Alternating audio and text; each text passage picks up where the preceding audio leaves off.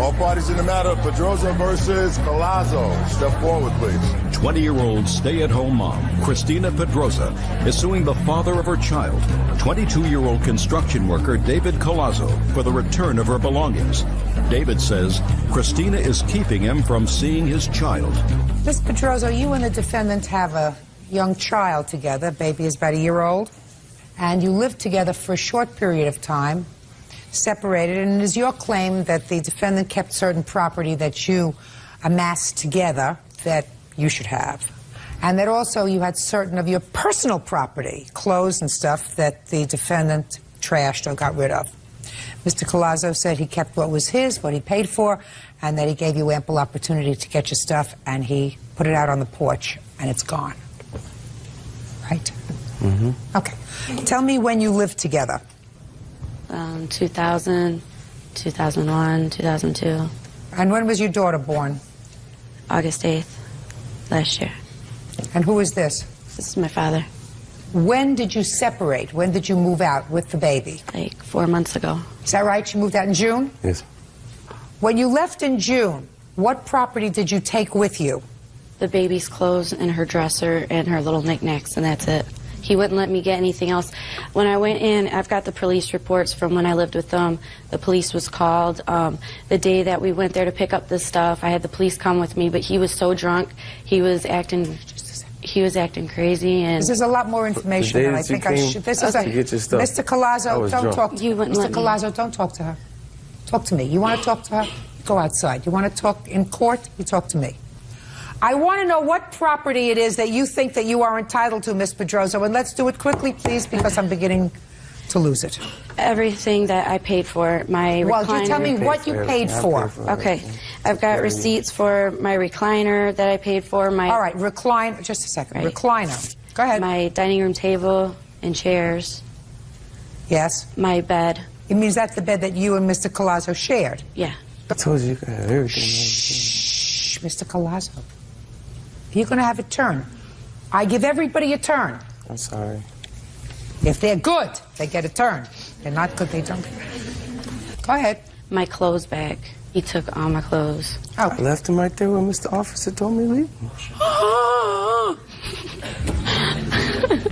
Now, you purchased a recliner, a table and chairs, and the bed. Mm-hmm. What did you purchase it with? My credit card.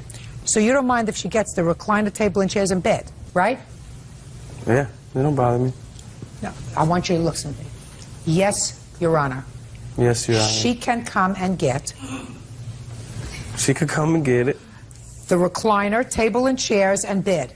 The recliner, tables, and chairs, and bed. Perfect, because they're on her credit card, you don't have to repeat that, and she is responsible for paying for it. Fine. So you're going to get your recliner, table, and chairs, and bed, pick them up within 5 days, you bring the U-Haul. What's next? I have a washer and dryer also. Was that also purchased on your credit card?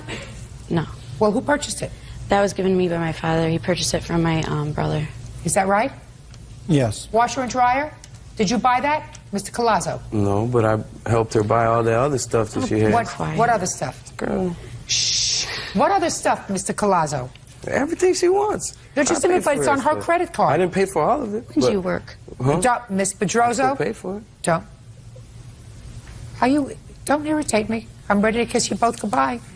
Your Honor. Speak not. That's it. She's also going to get the washer and dryer because her father gave it to her as a gift. Yeah. Right? Mm-hmm. So, recliner, table and chairs, bed, washer and dryer. You got it. Now, your clothes? Should have gotten your clothes when you went to pick up the baby's things in the dresser. Because he put the clothes out on the front porch. He doesn't have them anymore. Listen, I went there with the cops, the sheriff. Police. The police. Yes. There was one cop. When I went there, I tried to get... come in my crib when I'm sleeping. You gonna come to my house while I'm sleeping? Just Mr. Collazo. Drunk, naked on the chair. Shh. Mr. Collazo. It's my house. I was chilling. What did you have a discussion with him, Byrd? Sure. And then if he opens his mouth again, throw him out. This is the best way I can explain to you. If you keep it up, she's going to throw you out. Okay? And then I'd be forced to throw you out. You don't want that, do you? Nah, bro. Okay. So you know what you do? Respect the court. I'm all sorry. right? Take your time. You all right? Yeah, I'm cool. Cool. I'm sorry. Where are her clothes? I put them on the porch. The cop said, you know, because I was like, why are you guys coming to my house for? Just because she had the keys. She was already gone. No, look at me. Look at me. Don't look at her. I don't want you to look at her. You put her clothes on the porch? Mm-hmm. Right in front of the cop. And the he's like, oh, listen to me. He told me to leave, and I left, and then she was supposed to come back. Whose mouth is moving? Both ears. And if both of our mouths are moving, who wins? Judge Judy wins. Just answer me. You put the clothes on the porch at the direction of a police officer. Mm-hmm. Is that what you're telling me? Were you present? The answer is yes or no. I wasn't present when the clothes were put there, ma'am, but I was there when we went to pick up the clothes. Pick up her stuff a couple times with the chief of police. Step up. So I had no warrant coming on. Shh. And what happened? When we got there, David was very argumentative. He was drunk, and he was yelling at us to get out of his house. He was starting to push the chief around. The chief says, I don't need this, because he's a short guy. He was getting ready to call backup, and then he says, you know what, because they started arguing in the trailer, and then he said, well, you know what, why don't you guys just leave, get the baby stuff out, and you just go to court and get your stuff. But Christina's clothes, Your Honor, were still in the trailer. He wouldn't let him take it. Then, when he told her to come and get her stuff, she went there. There was no police, from my understanding, because I talked to the chief. No police officers went there when he said he put the clothes out there.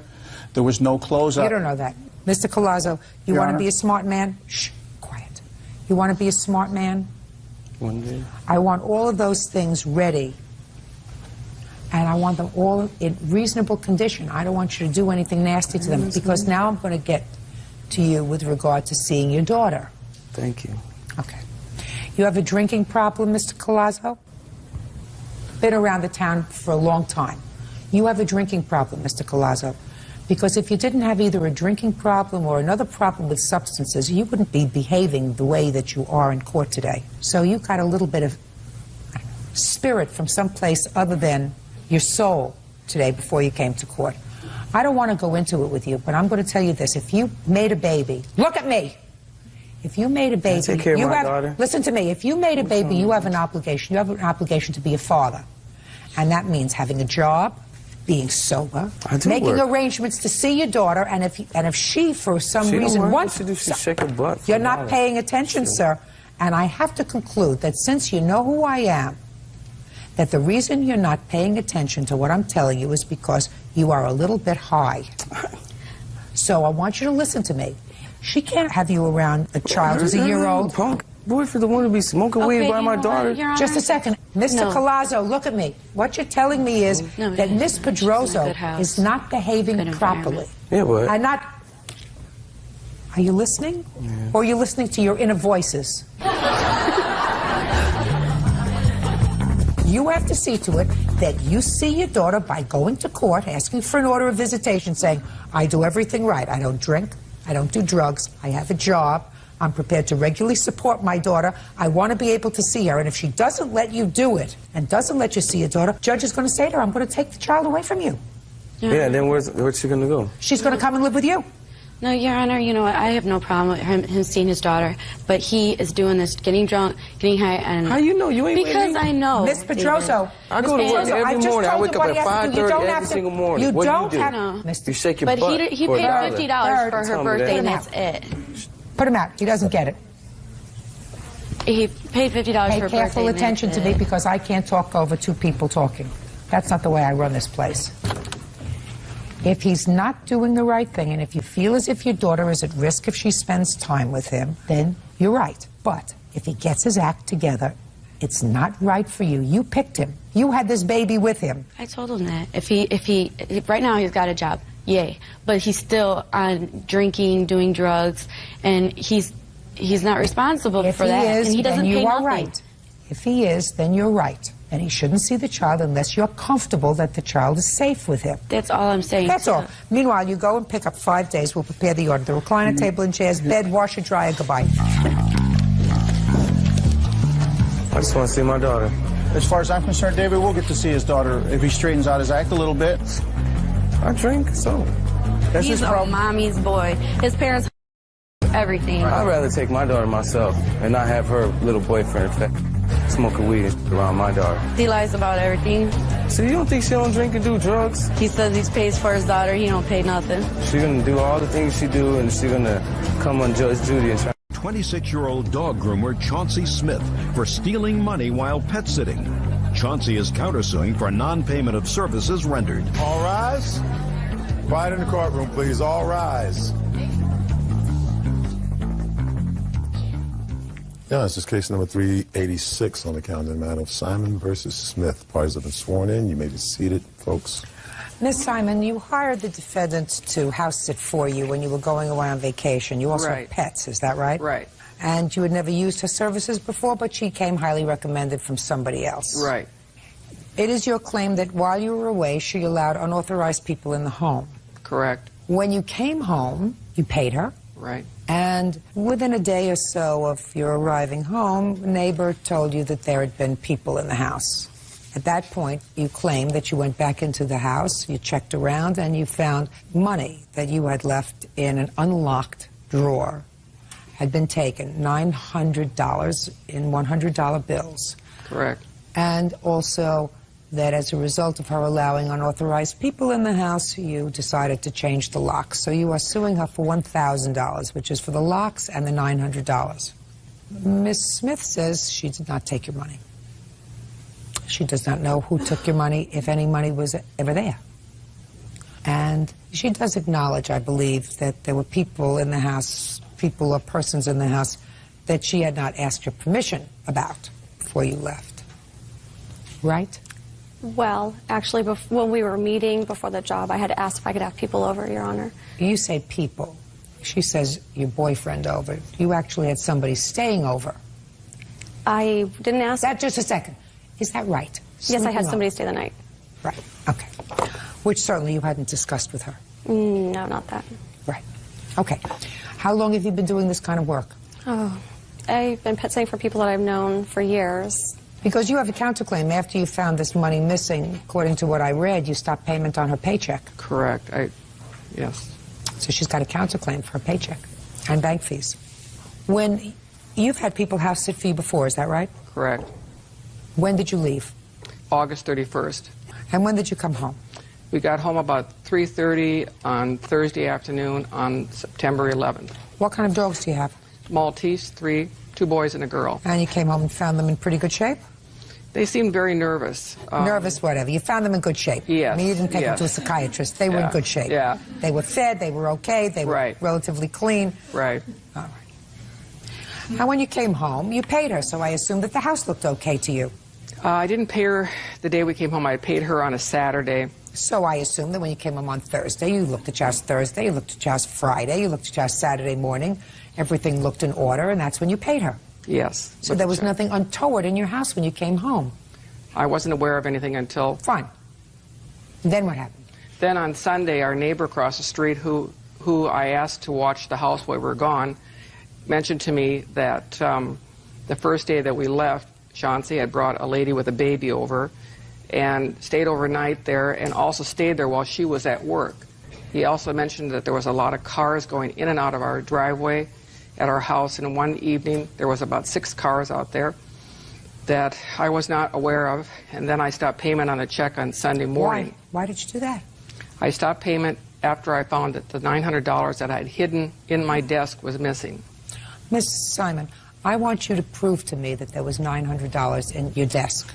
I have some ads here that I advertised a rainbow swing set. That's a very expensive swing set. I started advertising it at $2,800 and ended up advertising it again in Trader Publications 3 different times for $2,300. The third time I advertised it, I sold it. A fellow came to the house, bought it, gave me $1,800 in cash. That was all $100 bills. Yes, go ahead. I don't have to look at it. Okay. And when was that?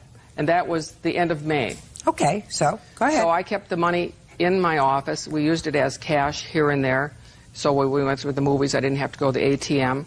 When I went on vacation, I pulled out $600 of that money and put the $900 back, and I had it in an envelope that was marked. Every time I took money out, I would mark it that I took it out, and I put it back in the office between papers and a whole file system. So this person that took the money, who I think was the person with the baby, had to go through this desk methodically to look for that money.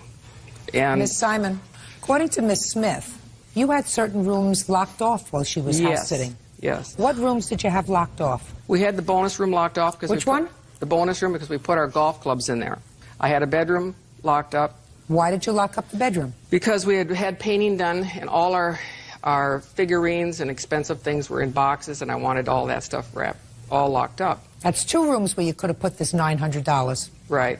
What else was locked up? A closet in my bedroom. Why did you lock up your closet? Because I had my clothes and my jewelry in there. Then you take out the $900 if you had $900 and you put it in your closet. I wish I had thought of that, but well, hadn't. You can't blame her for that.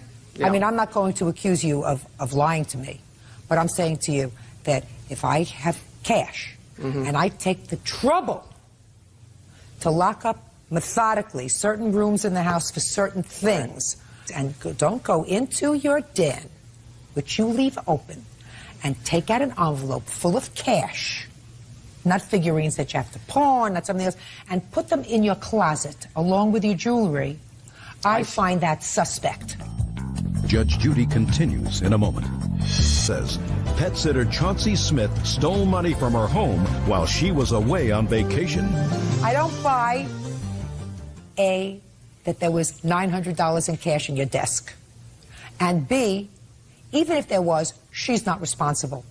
Well, someone had been in that desk. Well, I have no idea when that happened. Maybe it happened the Friday when you came home. Who is this person here? This is my husband. Maybe he took it on Friday. You know, I know you're laughing. I mean, I could make up a whole scenario. Right. You know, he's got a 22-year-old girlfriend who flies, and he wanted to give it to us so that they could go to Costa Rica together. Believe me, I could... Right, sir? I mean, I could make up a whole litany of stories. She's not the only one who's entitled to the house. Okay, but believe me, I could kick myself for not thinking about that. Simon, you got my drift? Yeah, I got your drift. You cannot establish the fact that even if you had this $900, that she had anything to do with taking it. Well, so therefore... He saw the money before we left. Listen to me. He may have seen the money before you left. He took it on Friday. I think he would have... He took it on Saturday. I have no idea where your money is, if it was there at the beginning. And I tell you this, common sense indicates to me that somebody who's so methodical, who writes down every time they take out, who has an envelope, and on the envelope writes down September 1st took out $100, right? September 15th took out $200. That kind of person who's so methodical and who takes the trouble of locking 3 separate areas in the house doesn't take out this money, especially... Let me tell you. No. It's quiet. Especially when you say, you might have said, well, I forgot that I had the money there. That's possible. You know, sometimes I'm speaking. Sometimes I take money and I'll put them in a boot. You know, I'll take a couple $100 or I'll take $20 or $40, put it in a boot for mad money. And then at my age, I forget. So that I forget that it's there. And all of a sudden I go put on a pair of shoes. I can't get my foot in the shoes. And it's because so if you said to me, I had the money in my desk drawer and I forgot. I say, well, you know, that's possible to have money in your desk drawer and forget about it. But that's not what you said. You said you went there right before you went on vacation and took out $600 to go with you on vacation. When you take out the envelope, you say, I have a locked room downstairs, I have a locked bedroom, and I have a locked closet. So I'm going to take the rest of this money, the rest of this $900, and I'm locking it up. Your lawsuit's dismissed. Now, let me get to your counterclaim. All right. You got it. You got it. She had absolutely no right to put a stop payment on your check. Absolutely none. You shouldn't have had people over at the house. Whether you had people over at the house, shouldn't have done it. Absolutely. But there is no indication that having those people over at the house caused any damage to the house. The house looked perfect to her when she came home. She lived there 3 days, and then she came and paid you. And the dogs looked fine. So she had no basis to put a stop payment on your check, which was $335 on the counterclaim. Judgment for the defendant. Thank you, Your Honor. Parties are excused. You may step out. I think that the girl she had in the house with the baby took the money because she was in that house by herself. In hindsight, maybe it wasn't the best decision, but I've pet sat before, but they're for people I know. She had to go through my master bedroom to find out that my closet was locked. I mean, how would she know that unless she walked in there? She told me before she left that she was locking the bedrooms. That's how I knew that they were locked. I should have locked it up like I locked everything else up. I'm sticking with pet sitting for people that I know and that I trust. And now the next case. All parties in the matter of Young versus Page. Step forward, please. Baker Vicki Young is suing her ex-boyfriend, machinist David Page, for the return of personal property and mental anguish. David is countersuing, also for the return of property and for defamation of character. Ms. Young, I gather from your complaint that you and the defendant lived together for 15 or 16 years. Yes. You have no children together? No. But you had 3 children from previous marriage who, according to Mr. Page, he supported during those 15 years because you were not receiving child support, and he took care of you as a family. That be a fair statement? Yes. This is your complaint. Your complaint says that there came a time when you had an argument. According to you, he accused you of cheating. According to him, it was something else, and that you were jealous and he couldn't take it anymore. He locked you out of the house, and you claim that he has certain property that is rightfully yours that he will not let you get. So that's what your lawsuit is about. Yes. Correct? And you're also suing for mental anguish. I'm not interested in you. If you had enough of him, you should have left him before. You don't get compensated for mental anguish. He wasn't good to you, you should have packed up your bag and left. Got it? Right. Mr. Page says, on the other hand, that you took property from him that you were not entitled to take. He doesn't have any property that belongs to you, and that you defamed his character. He's going to tell me about that, and he wants to be compensated. So when and under what circumstances did you leave it's not the marital home, the cohabitation home, for want of a better word? August 21st, and it was a Friday morning, about 4:30 in the morning. So what happened on August 21st? He was mad at me. I was in bed. He had gotten up, took a shower, came back, and put his forearm down on my neck, pushed my face down into the pillow, and I couldn't breathe, so I had to move the pillow. And he told me that I was out cheating on him the night before, and that he wanted me out, and he wanted me to bring the dogs to the pound. So that day is when I moved, and he pulled my hair a couple times. What items do you claim are in the house that belong to you? Well, a bike jack is one of them. And, a bike jack? Yeah. Do you have her bike jack? She is in possession of that. That was in the storage unit. Okay. What's next? The printer and the fax machine. Printer and fax machine. Yes, I do have that. Okay, printer and fax machine. She's going to pick that up. Okay. Okay, what else? He does have my truck key. I've asked for my truck key. Yeah, the key you have for my her truck key? Yes, I do, and she also has a spare key and remote control for my truck. Okay, will you return that? Yeah. Perfect. Could you give that to him, please? And do you have her truck key? Yes, I do. Here we go. This is so easy. Not even breaking a sweat. Have a sense, Mr. Page, you're just happy to have it over. The exchanging of the keys. Phew. What else? That's the only thing I have proof of. Perfect. Now, Mr. Page, what do you want to tell me, sir? Basically, you're making it sound like this was just a sudden thing. We had problems in the relationship for a long time. Listen to me. Not Oprah. Got it? Okay, what would you like me to...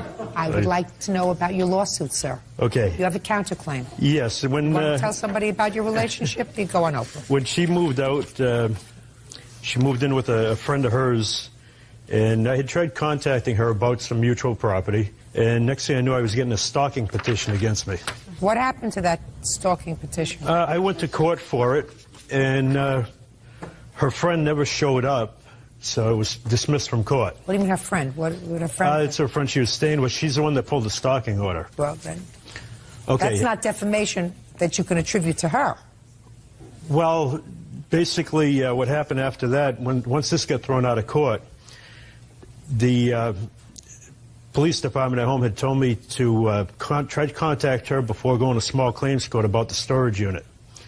So I tried calling her twice at work after this stalking petition was over, and next thing I know, 2 days later, I get a restraining order. And this time it was her that filed it. Can I see it? Yes, you can.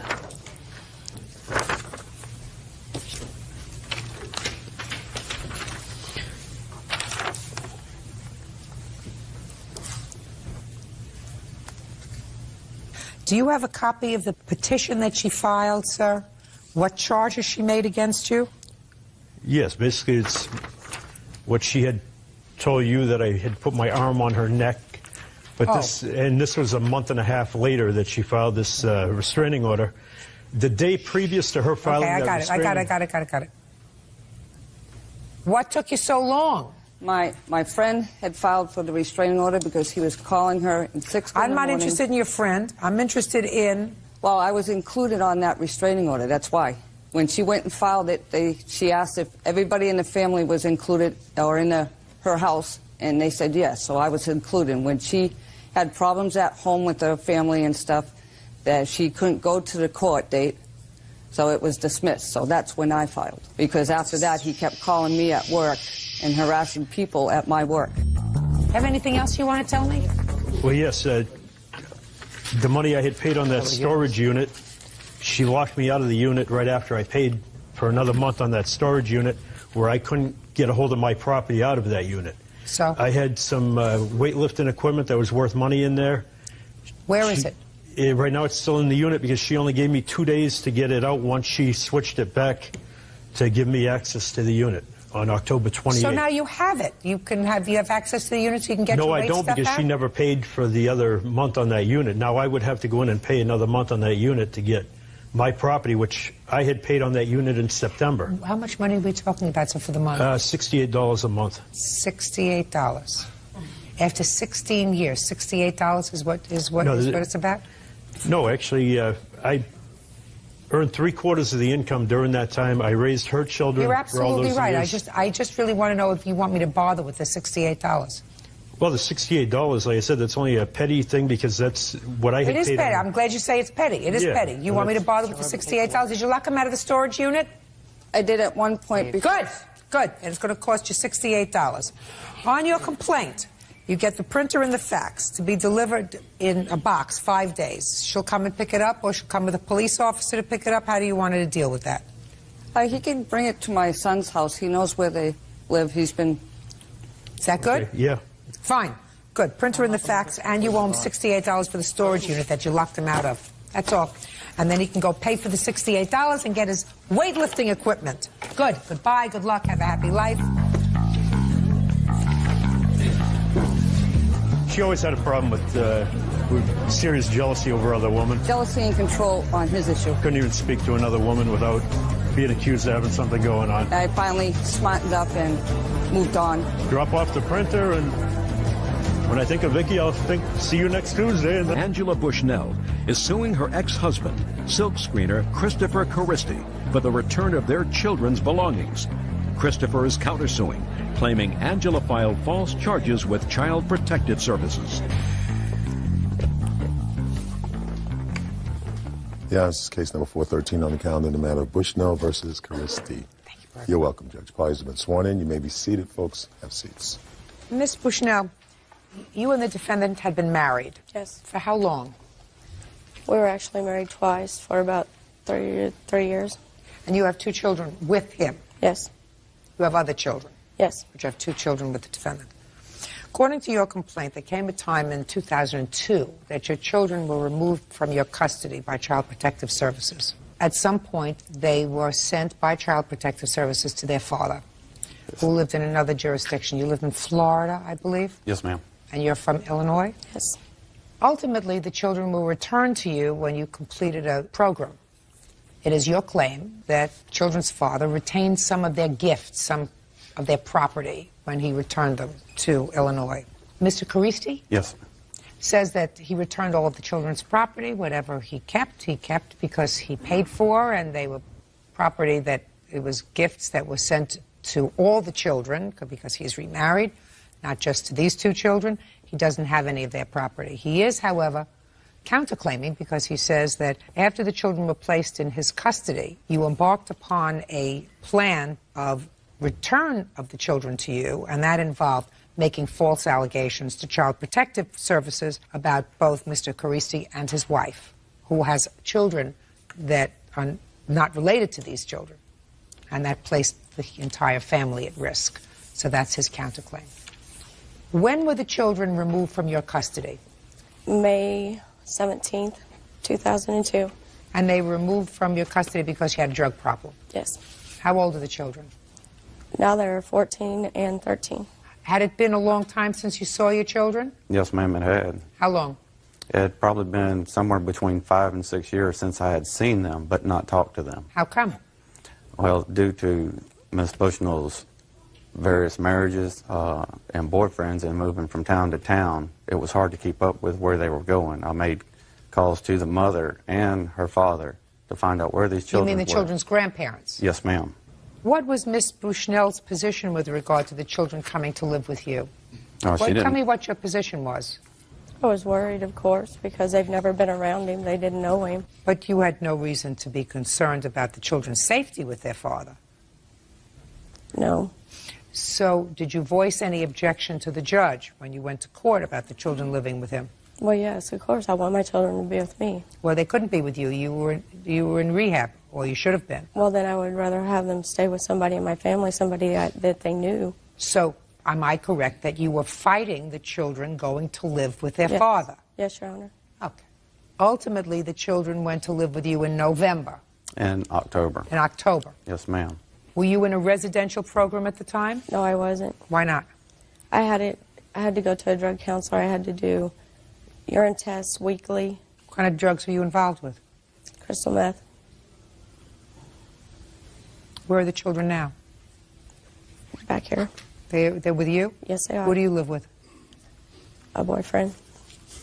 Yet another boyfriend? Yeah. Oh. Probably better off with their father. You're so worried, Miss Bushnell, about introducing them to their father, who they haven't been with in a very long time, but it seems to me that you've introduced them to a lot of strange men coming in and out of their lives. Is that right? Yes. Well, I wish I hadn't done that. Well, that's pretty selfish. Yes, it is. The whole thing was. It sure was. But now you got somebody new. Terrific. Why don't you just concentrate on your children? That's what I try to do now. No, you're not concentrating on your children if you got a new boyfriend. If you got a new boyfriend, you're not concentrating on your children. You're concentrating on the boyfriend. When did the phone calls start to come from Child Protective Services? It was on the 7th of November that I was accused of beating my child, and also that I didn't have any place for them to sleep, that they were sleeping on the floor. Did you make those calls? No, I did not. Who made the calls? My oldest daughter. How old is she? 18. Why would your oldest daughter call Child Protective Services? Because her sister that is here today called her and said that her dad had jerked her brother up by the arm because of schoolwork, and she did tell her sister that she had to sleep on the couch. Ma'am, I've had the abuse report here. It wasn't against the son, it was against the daughter.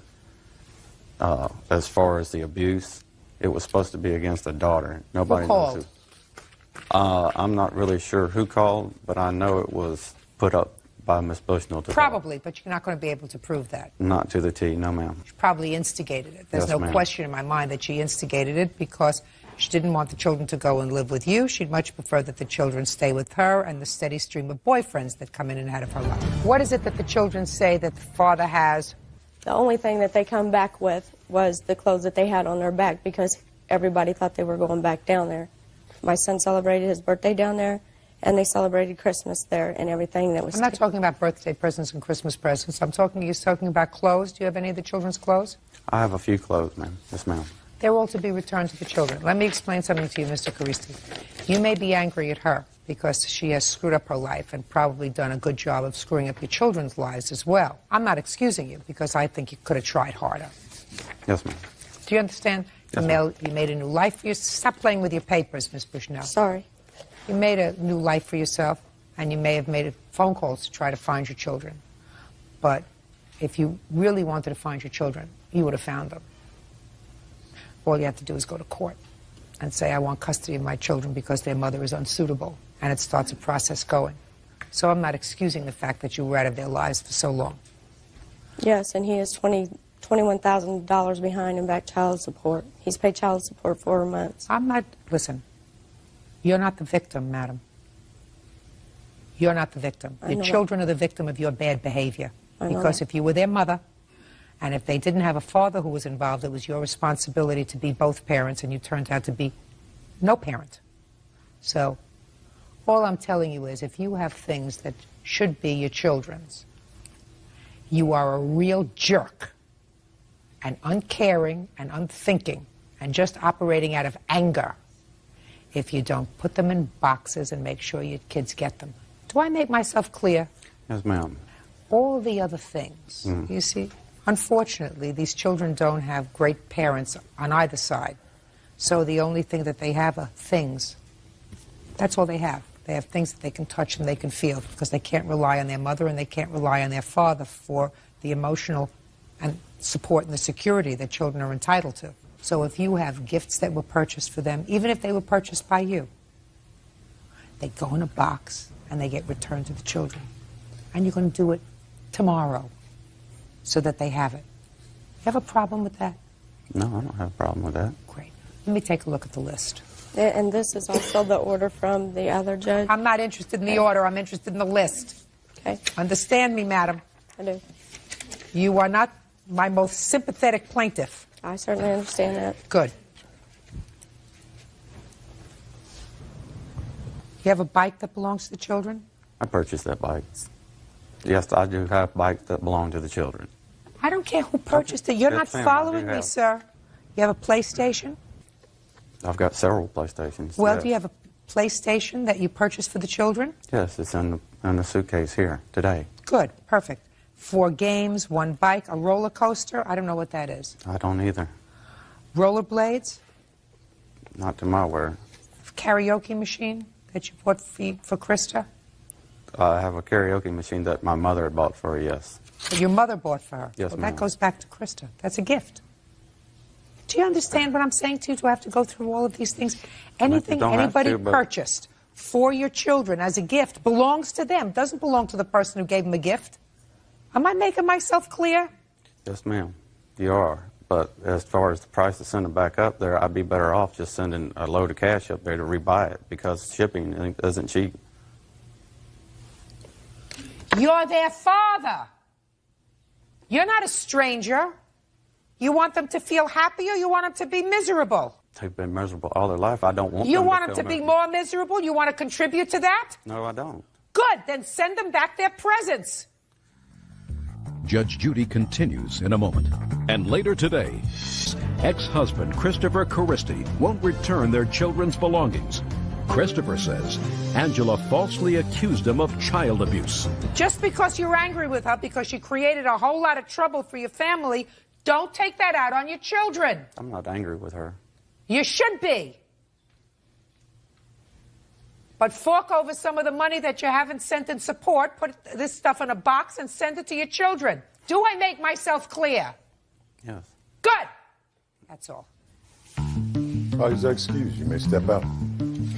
He's never been in their life, and he took everything they had and wouldn't give it back. It's been a year now. Anything that gets sent back is either going to be sold and probably put on drug use anymore, just like it has been in the past. He also has him and his wife also have cocaine charges and marijuana charges on them. They've seen their mother get run over by cars, and, you know, there's so much abuse and neglect in the family. There was numerous times that he had beaten her to a pulp to where I would have to take care of her and the kids. This ain't the first time, this won't be the last time. And now the next case. All parties in the matter of Brooks versus Lieberman. Step forward, please. Retired cashier Arlene Brooks is suing her ex-best friend, retired postal worker Lee Lieberman, for slander and for keying her car. Lee is denying the charges. Miss Brooks, you and Mrs. Lieberman had been friends, according to you, for 50 years. She says 35, but in any event, a very long time. Yes. And the two of you, much to your credit, were both volunteers at the Jewish Home for the Aged. Yes, in Reseda. And unfortunately, something happened, something that was probably very trivial, and the two of you had a falling out after all those years. Correct. And it is your claim that Miss Lieberman slandered your name in the Jewish Home, where you were both volunteering. And in addition, she keyed your car. Yes. Miss Lieberman said that is absolutely not true. She never keyed your car. She never vandalized your car. And she may have said some bad things about you, but you say bad things about her. She says bad things about you. This is not actionable. Correct. So tell me what happened that caused you not to be friends anymore. Tell me when it happened and what happened. Yeah, mid-February, she says, "Don't call me no more," and she stormed out of the dining room where we were talking. And I said, "What did I do?" She says, "You know what you did." But Did that happen? No, Your Honor, that is not true. Well, tell me what happened, Ms. Lieberman. On the Friday, I had 2 messages on my phone if I was coming to her apartment to play a card game with her and her people that live in the building. I didn't give her an answer yes, I didn't say no. But I got home 4:30 and they start at 4. I read my 2 messages or heard them, and then I had my dinner, and at 10 after 6 my phone rang. After 2 rings I got up and answered it and kept saying hello, hello, hello, and nobody was there. So I said to myself, oh, don't be cheap. Go ahead and star 69 it to see where it goes. Well, sure enough, who answers but her? And I said, why did you hang up? She says, what are you talking about? So I said, you know what I'm talking about. You just called to see if I was home. Are you stalking me? Are you taunting me? Why are you doing this?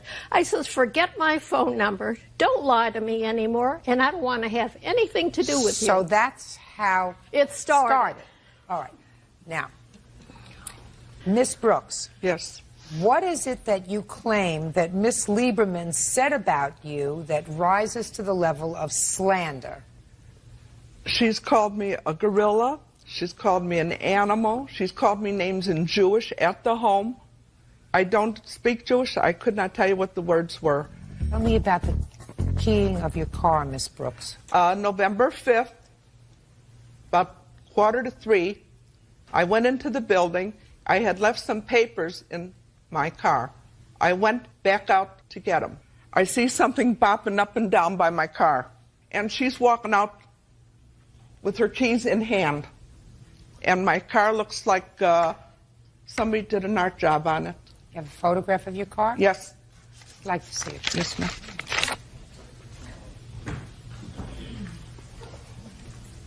Your Honor, her words to me were, I didn't do it, you did it. And I said, well, the video camera sees you doing it. And she stormed into the building. Tell me about what happened in November in the parking lot. I went to the Jewish home. I parked 4 cars away from her and proceeded down the pavement. As I'm going down to where the library is, where I sign in and volunteer, she's coming forward towards me. As she got closer to me, her first words out of her mouth were, I went looking for your car. So I says, why? To key it up some more? And she didn't answer me. She proceeded on, and I went into the library to do my volunteer work. And then she came back screaming and yelling, I've got you on camera, and you're going to be... Everything went out of her mouth. She can call me any kind of name she wants. That's okay. It won't hurt me. Call me fat. She called me stinky, whatever. But I happen to be a lady, and I don't do the things she's saying I do. All right. Miss Brooks. Yes. I don't think that you have sufficient proof to satisfy me that Miss Lieberman here is a vandal. Your Honor. You haven't convinced me, Miss Brooks, that Your she Honor. vandalized your car. I know what you're saying. Okay, good. Miss Lieberman, has your car been keyed? Yes, ma'am. Okay. Yes, Your Honor. I assume that it had been based upon the answer. And, of course, I'm certain Miss Brooks would say she knows nothing about that. Absolutely. That's why I couldn't file charges, because I couldn't prove it. She knows nothing about that. Your Honor? Yes. I saw her key my car. It's her word against mine. I saw her walking around my car with her key in her hand. I don't believe that you saw her key your car. There were videos taken. And you just show me. I don't have them. The security people would not give them to me. Then I can't see them. And you've already changed your story, Miss Brooks, twice. Because once you said, I actually saw her key my car. I did. And then you just said to me, what I did was I saw her walking around my car with her key in her hand. Your Honor, she was walking like this here. And I said, what are you doing to my car? She says, I didn't do it. You did it. And I had my car hand washed that morning, and there was not a mark on it except on the passenger side. I'm not convinced that you're telling me the whole truth when you say to me that you saw her keying your car.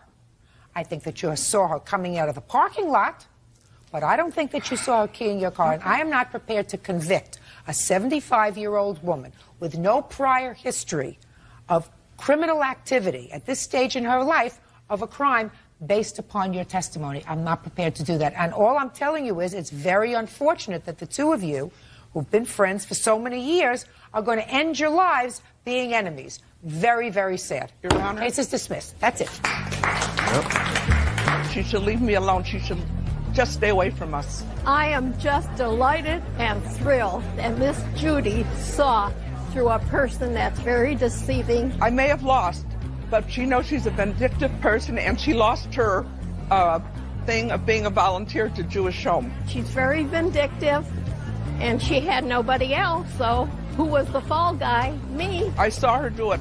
It's her word against mine, and she's an SOB liar. It's too bad, but I'm better off not knowing a friend like that. Homemaker Sandy Causley is suing her daughter, medical salesperson Sharon Storcher, for keeping money she collected on a rental property. Sharon is countersuing, claiming her mom ruined her credit and illegally repossessed her car. Now, this is case number 520 on the calendar, the matter of Causley versus Starcher. Parties have been sworn in. Judge, you may be seated. Gentlemen, have seats. Ms. Causley, you purchased a piece of real estate. The real estate was put in your daughter's name, is that right? Yes, it is. And it was to be rental income property. Well, something happened and you feel as if your daughter owes you some money. Your daughter says that you reneged on what was her clear understanding of this real estate arrangement, and you actually owe her money for lost wages and a lot of other nonsense. So why had you put this property in your daughter's name? I applied for a loan for the home on my own, and they said I had an excessive debt ratio at that time. So you couldn't buy it in your name? Yes, but... For whatever reason. So you spoke to your daughter. Tell me what the discussion was with your daughter. The broker who was working with us suggested putting Sharon on the loan with me so that it could balance out the debts that she had on my credit rating. And we were supposed to go into it as a partnership, but when we were near loan closing, we found out that she would be solely on the loan. She was doing it simply as a favor for me, my house. So, but it was going to be in her name? I am on title also. You are? Payment. Yes, I am. Just a minute. You transferred this property to her. No, I'm still on title. I have those right here. Can I see it, please?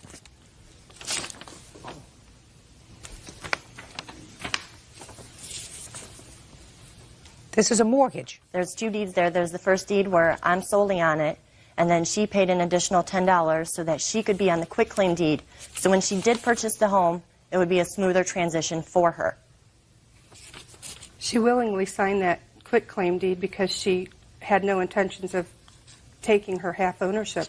Okay. Now, you had two tenants in the home? Yes, I immediately took over landlord duties. But you had two paying tenants? Yes. And how much were each of the tenants paying at that time? $450 each. And what was the mortgage? $652. Okay. And what happened in July of 2002? Sharon needed a place to live, and she asked if she could occupy the vacant apartment, and we thought I thought it was occupied. When the person moved out. In July? Yes. And so you agreed to let her move into the apartment? Yes. And what was the financial arrangement that you made with her in July? With the agreement that the home would be transferred to me when I could get a loan. She was going to pay the difference of the rent collected in the one apartment and the house payment. And what was the difference in rent? It came to $202.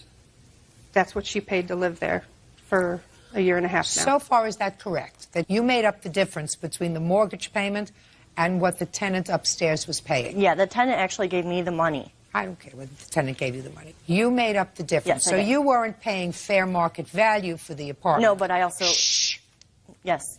You were not paying fair market value for the house. You were paying less than half of fair market value and living there. Yeah. Okay, good. Go ahead. The apartment wasn't quite up to her standards, and that's fine. It was a little rundown. So there came a point where she said that it needed fixed up, and she asked me to pay for all the expenses of fixing it up, and at first I didn't agree to that. And she said, this is going to be your house. Why do I have to put money into your house? She's right. That's true. And she even went so far as to ask me to pay for her fiancé's labor for the house, and I drew the line there. I said no. That sounds perfectly fair to me. I assume the two of you were splitting expenses? No, we share expenses. That's what splitting usually means, sharing. You shared expenses. Yeah. So Michael was living there for $100 a month. He had an apartment for $100 a month, right? Plus whatever he was doing to fix it up. Right. That sounds reasonable, doesn't it, Michael? Sure does. That sounds fair, doesn't it? Mm-hmm. Right. So what's the problem now? What do you want from your daughter? I told her that I could not afford to continue letting her live in that apartment for such a lower amount. And I asked her if she would at least split the house payment with me. It only came to an additional $100 and some, and she became very annoyed with me. She considered it profiting off of her and that I shouldn't have done that. So now what do you want, Ms. Cosley? I would like, as long as she's living in half the house, I'd like her to at least make half the house payment. You want her to make half the house payment? Well, she intends to take over half ownership of the home now. What do you mean she intends to take over? Well, legally she's half owner on the title. Right. And she would like us to sell it and split the house down the middle now. And I've put in a lot of money into the home. She's lived there for very low rent for the year and a half. And it's quite a loss for me. Well, Ms. Cosley, your problem is you signed a whole bunch of documents when you did this that I'm sure suggest that this was a gift to your daughter. Because if you bought the house and put the mortgage in her name and everything else, so what you're saying to the bank is this is her home, right? Yes, but she... Right. That was not our agreement. I understand that that may not be your agreement, but what happens is when you try to, I'm using this word loosely, defraud a financial institution by saying this really isn't my house, it really belongs to my daughter who has better credit. You know, you're really not giving me the mortgage, you're giving it to my daughter, and all the while you understand that this is your mortgage, your house. What you're really doing is you're defrauding a financial institution. And then your problem is when you come to court with what we call not clean hands, and you say, well, I made this mess in order to sort of get around my bad credit, and I want you to clean it up, even though it's not in writing. The problem is when you transfer property, the sale of real property in practically every jurisdiction that I know of in the United States of America has to be in writing. And anything that's outside of that writing, private conversation, courts don't consider. What do you want this court to do? I would like you to order her to make half the house payment for the future. If she's going to live in half, I think she should be responsible for half. Well, you happen to be right, but I have no authority to order her to make half the house payment. But I've put in a lot of money into the home, and she's going to assume half ownership now. You allowed her to do that. You allowed her to do that by putting it in writing in order to induce a bank to give you a mortgage. You put her name on the deed and her name on the loan. And now you want me to say that really wasn't the case. That really wasn't what we meant to happen. And you want me to do what you really intended to do at the beginning. I'd like to hear what you have to say about the transfer of the house, and I would like to hear what your counterclaim is all about. My mother did ask me to purchase a home for her. She was actually applying for another loan at that same time. She was never interested in my property for her sole beneficiary. She was not going to be on any title. She asked me to do this as a favor for her. For what? So that she could have it as a rental property. Correct, for income. And listen to me. So that she could have it for income. Exactly. Okay, go ahead. And within 6 months to a year, she had said she would purchase the home back in my name. No, she wouldn't purchase it back in your name. She would purchase it back in her name. That's why, yes. Not in your name. I am the only person that is on the mortgage. Right. I am the first on the deed. She actually purchased 3 other homes instead of purchasing mine. So she was just acquiring more, thinking that I was going to bow down to her. It's not a question of bowing down. She figured she had an arrangement with her daughter, which didn't cost you anything, so that your mother would have income from rental properties as her source of income. Right. And you would agree to do that. And according to you, what was supposed to happen was within a period of time, 6 months to a year, she was supposed to try to get a mortgage so that you were off the mortgage. Yes. And you would be out of the house business. Right. Okay. And she couldn't do that. She could have. She could have, but she didn't do that.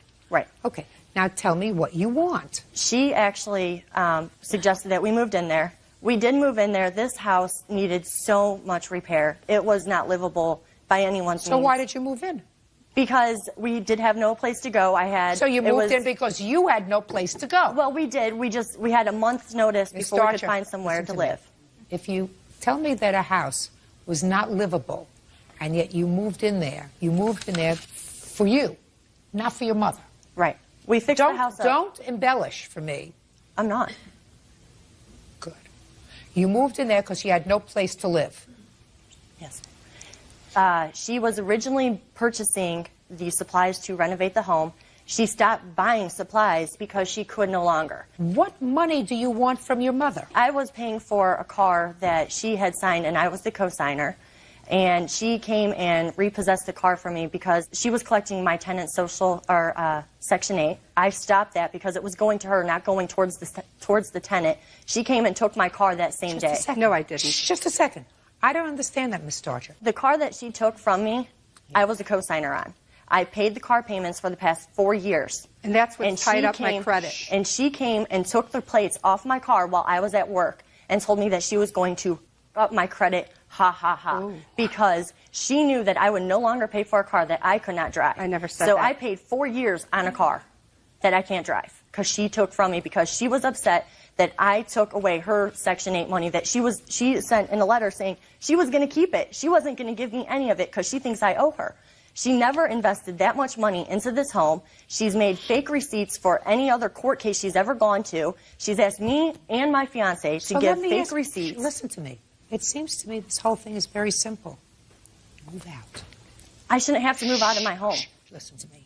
This isn't your home. Yes, it is. No, Miss Starcher, I'm giving you a moral judgment, madam. I have no sympathy for your tears. The truth of the matter is your actual agreement with your mother was if this property was going to be put in your name... Stop speaking! This property was going to be put in your name solely for paper purposes. But really, it was her home. It was her rental property. She was going to get the money from whatever profit there was from the 2 apartments, and she was going to use that to support herself. And you were doing her a favor by allowing her to use your name to assist her to get a mortgage. That was your agreement. Judge Judy continues in a moment. Sharon Starcher owes for the return of money she collected on her rental property. Sharon says she's a co-owner of the property in question. Now, she has an obligation to fulfill the terms of your agreement, which you acknowledge now was an agreement. Not that this was a gift to you, but there was a side agreement, which now is under oath from your mouth, so that there can't be any issue, that when she gets a mortgage, you have to turn over the house to her, and then you get evicted. Do you understand? Yes, but she was to do that within a time frame, and she didn't. And because of all this, I don't want to turn the house over to her. I would rather pay her the money and have her name off my deed and just say, you know what, you're my daughter. I'm not going to keep doing this to you.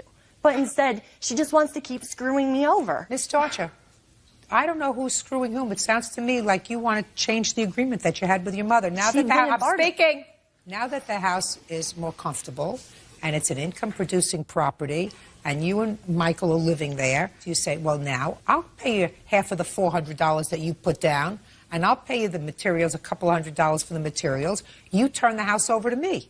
That's what you want. That wasn't your agreement with her. I can't order you to do that because you haven't gotten a mortgage yet, but at least get a mortgage in place. You have a better chance with a court. Do you understand? Yes. If you've got a mortgage in place and say, now I fulfilled my end of my agreement with my daughter. We can't both have this house because we can't both live there. So you're a little premature. Your counterclaim, Ms. Starcher, is a real stretch, and it was a lot of nonsense when I read it. It's dismissed. Ms. Cosley, you're a little premature. Get a mortgage in your name, then I'll hear you. Do you understand? Yes. Bye. Parties are excused. You may step out. I love my daughter very much. Her having money is more important than me. But I've always done for her. And that's all she's about. And it's never been enough. She can be on the street for all I care. I don't know what to do. I'm getting married in August, and you know what? She won't be there. Well, you only have one mother, and I have 2 daughters. Hope she's happy. And now the next case.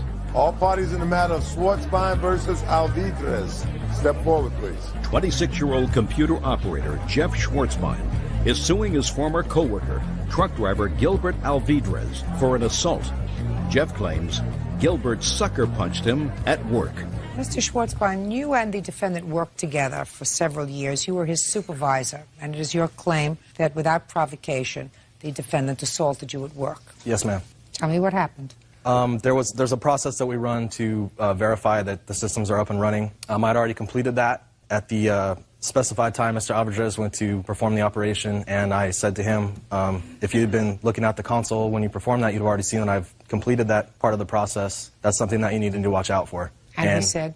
He said to me, his exact words were, why don't you tell me that then? And what did you say to him? I said, I think I just did.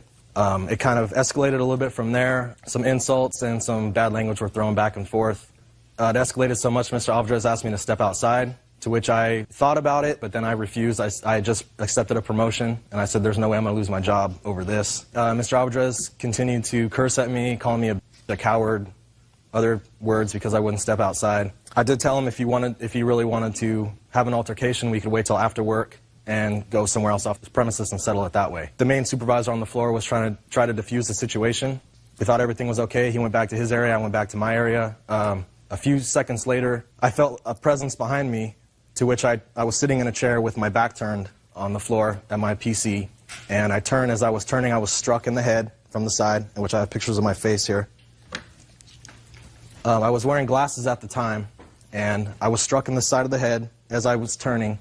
My glasses flew off, which cut my face, cut the bridge of my nose. At the time, I had a cut just beneath my eye. If any inch higher, I could have lost my eye. I see some other abrasions on your lip. Yes, I did have a little bit of a cut lip. Well, that's not from the one blow. No, I did manage to stand up after the first shot. Mr. Alvarez was trying to tackle me. I put my arm back to brace myself onto a counter. He fell on me, which dislocated my shoulder. Okay, I'm prepared to hear you now, sir. Well, it didn't happen actually quite like he says, you know. He paints a pretty picture, but that's actually untrue. There was a verbal exchange, and he is correct in saying that I did tell him that, you know, if you have this much anger and this much animosity towards me, that, you know, as men, we need to go outside and handle this because I'm not going to work like this. You know, he was in my, at that point. Just tell me what happened, sir. Our supervisor did come between us and separate us. And at that point, when our supervisor separated us, he made the comment that I didn't need to bring my problems to work, and that if I wouldn't have got my wife pregnant, I wouldn't be in the situation. I turned to him at that point, and I said, what do you know about my family? And at that point, he said he did not give a about my family or my wife. And that's when I struck him. And when I struck him, ma'am, he was facing me, and I hit him only once. Only once did I hit him. And I did not scratch him or continue to hit him. It was just that one time. What had happened... You have no right to hit him. You're right, ma'am. I do not have the right to hit him. Now I'll take a look at your bills. Your Honor, all my medical was covered by workers' comp, but I do have papers to show that I was in the hospital with a dislocated shoulder. And also my workman's comp insurance, if you'd like to see that also. Are you back at work? Yes, ma'am. Good. When did you go back to work? I was off work for a month. And how much did you make a week, sir? At the time, it was $588.40. $588.40. Did you get paid for the month through workman's comp? Yes, ma'am. That was a total of $1,569.04. How long did you receive physical therapy? 2 months. Is that covered by your insurance? Yes, ma'am. Is this the first time you were arrested, Mr. Alvarez? Yes. Is it the last time you're going to be arrested? Yes, ma'am. Got to learn to control your temper, sir. If somebody acts in an inappropriate way, then you have to deal with that in a civilized manner. You don't step outside. That's not the way you deal with it. It's ridiculous. How old are you? 38. 38. You should know better. Judgment for the plaintiff in the amount of $2,500. That's all. Thank you, Your Honor. Others are excused. You may step. No, he was just a negative, petty individual. I never insulted the guy's wife. I would never do anything like that. I just asked him not to bring his problems to work. That's all I have to say about that. And he didn't appreciate that, so he acted the way he acted, and now we're here. Think before you act. Judy. 20-year-old student Lugene Jade Mears is suing her former friends, 20-year-old contractor's assistant Jessica Toppin and 21-year-old homemaker Tamara Van Afflen for scratching 78 of her CDs. Her former friends are denying the charge. Yeah, this is case number 67 on the calendar in the matter. Toppin Van Afflen.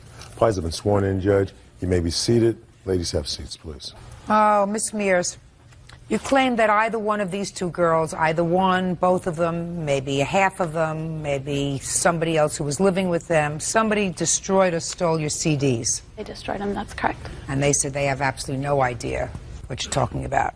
So why don't you tell me, start at the beginning. You were living with one of them. I was living with Jessica. And, which one is Jessica? Raise your hand.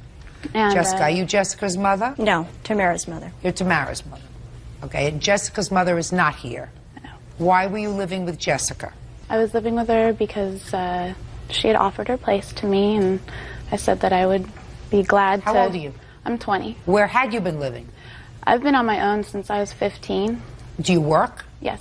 What kind of work do you do? I teach kids violin, and I go to school. What school do you go to?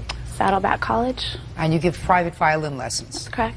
And you were living with Jessica for how long?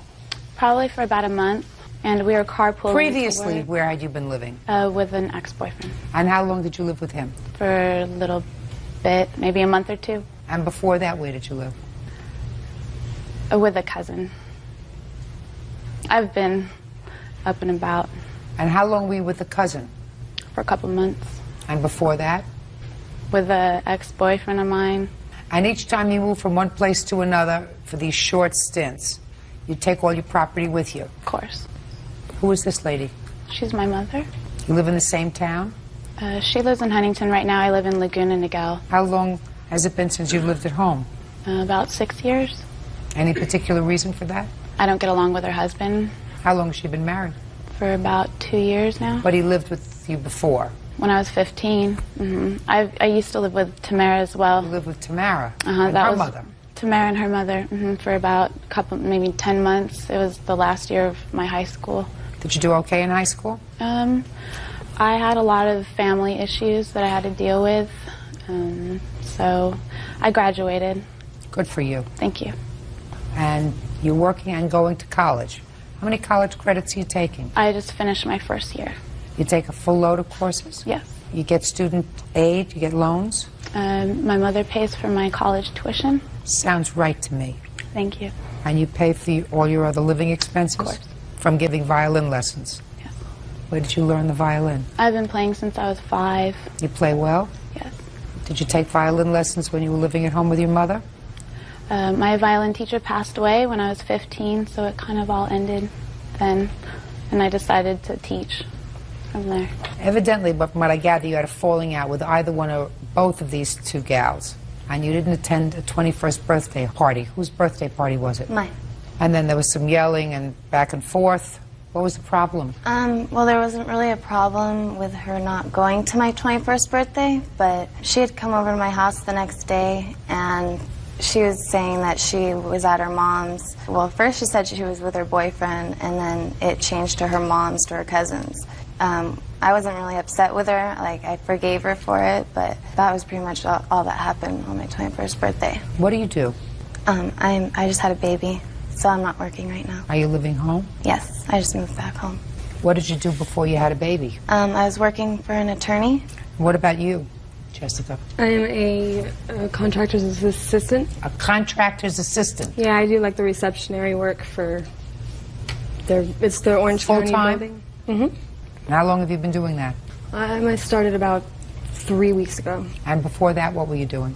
I was working in Venice at a club. I see there are some CDs over there. They belong to her? Yes. Let's give them back to her.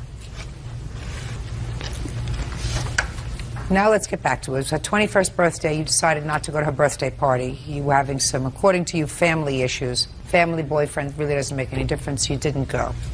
Then what happened? I got a phone call from Jessica the next morning saying that she wanted me to move my stuff out. And I came to Tamara's house that day to pick up my CDs from them. Well, your stuff wasn't at Jessica's house, it was at Tamara's house? It was at Jessica's, but I was aware that Tamara and Jessica were together and my CDs were in Jessica's car. What were they doing in Jessica's car? We carpooled together and we worked together in Venice previously. So that all your CDs were there? Correct. And you would listen to them? I'm a musician, so they hold more than material value to me. So you picked up your CDs, and what happened? These CDs I pulled out because they weren't mine. I was trying to be as honest as I could about the situation. There are some CDs in my CD case that are Tamara's. They're all scratched. They're all not usable. Can I see them? Sure.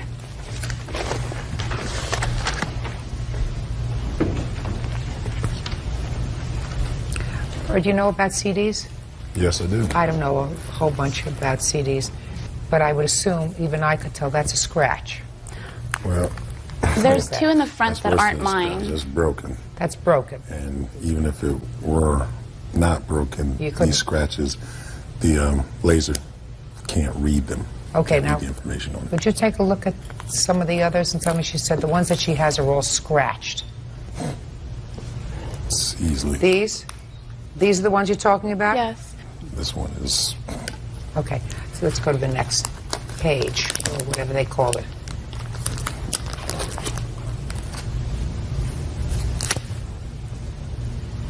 Ladies, somebody had a hissy fit. You want to tell me who had the hissy fit?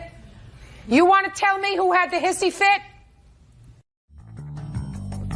Judge Judy continues in a moment. Her friends, Jessica Toppin and Tamara Van Afflen, purposely scratched 78 of her CDs. Her ex-best friends say it wasn't them. Now, this is on all the CDs. Somebody did it. You want to tell me who it was? I did not have a hissy fit. Well, somebody had a hissy fit because this doesn't happen by accident. Can I add something? Jade's ex-boyfriend, she had taken all of his jewelry, and I know that as far as Jessica, she still hangs out with like that group of people. Like, I didn't touch the CD, that was kind of the middle person. I had gotten them from Jessica and given them to my mom to give to Jade. So you got them from Jessica? Yes, and Jade has had a lot of those CDs for a long time. Listen to me. There is a difference between something that might get scratched as a result of use and this, which is vandalism. So you got them from Jessica. Is that right? Yes. Perfect. You can sit down. Listen to me. You can sit down.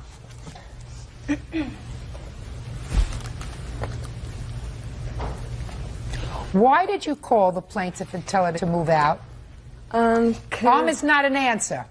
Because she had been really jealous of the fact that me and her old best friend Tamara were getting close. We were hanging out together. Mm-hmm. And that made her upset. She left a couple voicemails on Tamara's voicemail. That said what? You'd have to ask her. I'm not really sure. Well, then what did you get involved with it for? Because me and Tamara had been hanging out, and we discovered that Jade had been kind of talking bad about us. She talked bad on me to her, and to her on me. And we just figured out a lot of stuff that she had said that was just really kind of two-faced and not true. Mm-hmm. And so you called her and told her to move out? Yeah. Definitely. And where did you find her CDs? Her CDs had already been in my car. In your car? In my car. Yeah. Well, they were in your car. You should have watched them better, babe. They're not. Should have my watched CDs. them better. Well, if they're in your car, so they're under your control, and if I find that you had a motive, which you clearly did because you were angry enough at her to tell her to move out, somebody did the nasty. So if it wasn't you, you know who did, and I would suggest to you to either name them or sue them because you're responsible. You're responsible for this. If I knew who it was, I would definitely. They were in my car for a while. Yes, you would. I left them with my mom for a while. You think your mom did it? No. You think your mom did it? Maybe she did. Maybe she did. Is she a nut? She left them with my mom for a while. She left them, like, you know, we tried to. Do you take any medication? No. No, I don't. No medication at all? No, I don't. No medication at all. Prescribed or otherwise? Nothing. Nothing. Right. Okay.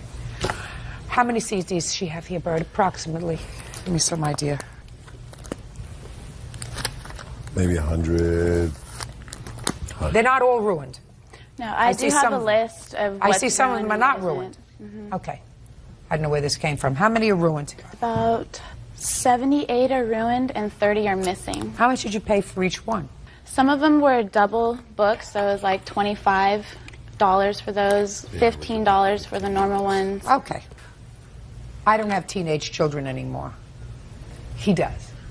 So he knows how much they cost, they average. He says they average about $15. Would that be about right? That's correct. See? Resident expert. And you have 78 ruined ones. I don't know about the 30 that are missing, but I can see the ruined. That's clear. That's $1,200. That's a big hissy fit that you or somebody else had. Maybe you. I don't know who, but somebody had a hissy fit and have to pay for it. Judgment for the plaintiff in the amount of $1,200. That's all. Step out. Parties are excused. You may step out. It's just unfortunate that we're not friends anymore. She needs to get over it. I'm actually glad, though, because now I can move on with my life. She once got mad over some fudge one day. I think it's the misunderstandings we have between the three of us. A lot of them aren't misunderstandings. They're things that she had said that were being malicious towards me. They're probably very upset. I was just basically upset that she had been talking so much smack on me and my friend. Be careful with who you trust. And now the next 24-year-old car salesman Robert Mack Jr. is suing his former friend, 24-year-old concert producer Joshua Lopez, and his brother Eric Windnagel for the value of a car. Robert says Joshua stole the title. Quiet in the courtroom, please. Yeah, this is case number 119 on the calendar in the matter of Mack versus Lopez Windnagel. Parties have been sworn in, Judge. You may be seated. Folks, have seats, please. Mr. Mack, it is your claim that you sold a car to one of these defendants. I don't know which one. Which one? Lopez? Yes. I don't know who you are. Sit down. You said that. Sit down. You sold a car to Mr. Lopez and he hasn't paid you for the car. That's correct. Mr. Lopez says he did not buy a car from you. He bought a car from somebody whose name is Mr. Stanley. You were merely the go-between. He owes you a finder's fee, and he wishes he could find Mr. Stanley because he owes him money, too, and he hasn't paid him. Right? Yes, ma'am. And where's the car? The car's in my garage. Okay, so you're lucky. You have a car, but you haven't paid for, and you haven't paid the finder's fee, right? So you have everything. Correct. As of right now, yeah. Perfect. Okay, Mr. Mack, tell me about this car and the surrounding circumstances of the sale. I agreed to buy a car off of Mr. Stanley, who's present in the courtroom. That's Mr. Stanley. Yes, oh, it is. Nice to see you. And we had negotiated a price. I had showed... I'm sorry, go ahead. You agreed to buy a car from Mr. Stanley. That's correct. What year car was this? 1990. 1990 what? Chevy Cavalier, two-door. Was it running? Yes. Tell the truth. I'm sorry. And Mr. Stanley? Yes, ma'am.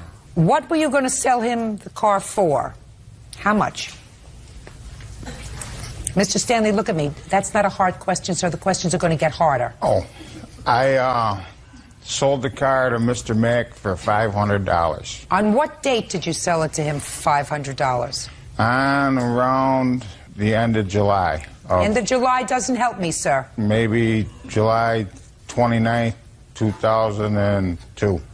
And why were you selling it? Because my wife and I built a new house and we had to move it. It was in the driveway and it was off the road. Because it wasn't running? No, it did run. Did it run the length of the driveway, or could you take it on a trip to Canada? You could have took it on a trip to California, Your Honor. No, you Perfect. couldn't. So you were selling this well-running car that you could drive cross-country for $500 to Mr. Mack. Right. Okay, Mr. Mack. Now, Mr. Lopez was a friend of yours, is that right? An acquaintance. Acquaintance. Who you knew was looking for a car, and you told him that you had a car. That's correct. When did you sell him the car? Well, right after I had purchased the car from Mr. Stanley. I had shown Mr. Lopez You mean the car. a day later? Yes. So say July 30th, you sold it to Mr. Lopez for how much? That's correct, for $1,000. I had shown Mr. Lopez the car. I had shown Mr. Lopez the car. He agreed that he liked the car. I told him I wanted $1,000 for it. He's lying. Mr. Lopez, I'm sorry. I don't want you to say anything until Yes, I ma'am. ask you a question. Yes, Do ma'am. you understand? Yes, ma'am. So you were going to make a quick $500. That's correct. How do you know Mr. Stanley? Friends with his son. How did you come to a price of $500, sir? That's what I had into the car. To get it back in running condition, I had new brakes, rotors, tires, exhaust system. So why did you want to sell it for $500, sir? That's what I had into it. I sold the house, I had to move the car. Fine. Now, when you sold the car to Mr. Mack, did you turn over the title to him? The answer is either yes or no. No. Did you have the title? Yes. Did Mr. Mack pay you for it? He gave me $300. So he hasn't paid you for it. Then Mr. Lopez and Mr. Mack came to the house, and Rob Mack told me that Lopez was buying the car. I didn't ask how much. I said, "You going to be able to pay for the car?" He said, "Yeah. My brother's got a taco stand. Could you do me a favor? or, Don't help him out. Yeah. Okay. a taco stand or a hot dog stand at the carnival. Just a second. I'm going to So work what at. you're telling me, Mr. Stanley, is that Mr. Mack agreed to purchase your car for $500 on the 29th of July. You did not turn over the title to him. You did not make an exchange of any documents with him, but he gave you $300. Right. And you have not been paid the other $200. Is that right? No. Robert Mack gave me another $100. I gave him the title because we were in the shuffle of moving. Just a second. So now you've got $400 towards the total purchase Right. price of the car. And he still owes me. So you're still owed $100 Right. on the car. Right. Okay. Who's got the title to the car? You do. Yes, ma'am. Interesting. Now, sit down for a moment, Thank you. please. Okay, so as far as you're concerned, Mr. Mack, you got how much money from Mr. Lopez? Like $20. Okay.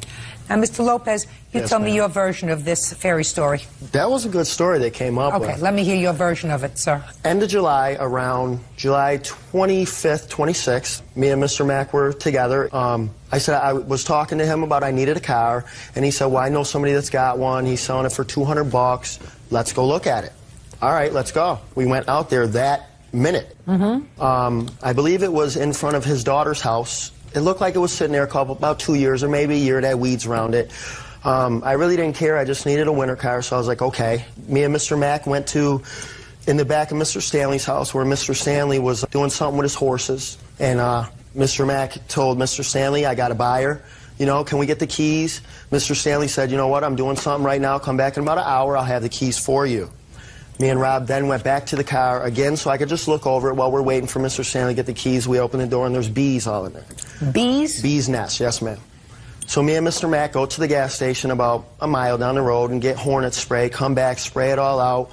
Open the hood, there's more bees. Like I said, we cleaned out all the bees. By that time, Mr. Mack's ready to go to Just Mr. a second. Stanley. So far, does that sound like something that could have happened? You don't make up that story, right? Oh, that could have happened. Yeah. You don't make up that story. I mean, you can make up a lot of stories, but that story you don't make up. Nope. Right?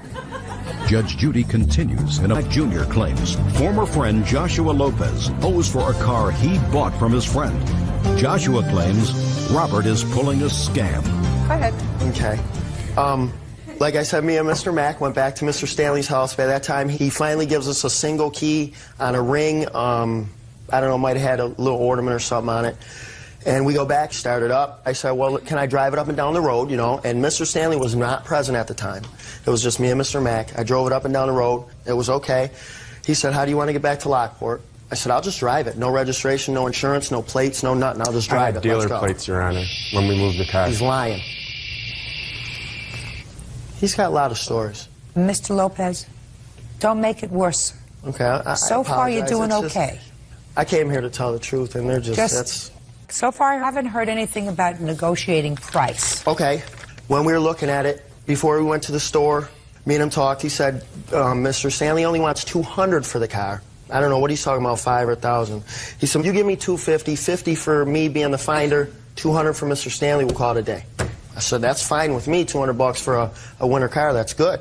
And then we went back to Mr. Stanley's trailer house. He asked, do you want to buy it? I said, yes, I do. He looked at Mr. Mack and said, can you trust this guy for me to give him the title and the keys, and he's going to pay us? Rob said, yes. You know, I'll give you my word, he's going to pay me. If not, then I'll pay for it. So we go back to the car. We had an extension cord. I tied to the bumper and tied to the bumper of the car he was driving. And to act like we were pulling it, I drove the car. He drove the front one. We took the first right and the cord broke. So I just pulled over and a guy pulled over to help us. Do you need help? I said, no. Before the cops come and I go to jail for driving this car with no registration, no plates, no nothing, let's just drive it. So he's like, oh, okay. He gets in his car. I do like 90 all the way home. That's, you know. When did you get the title?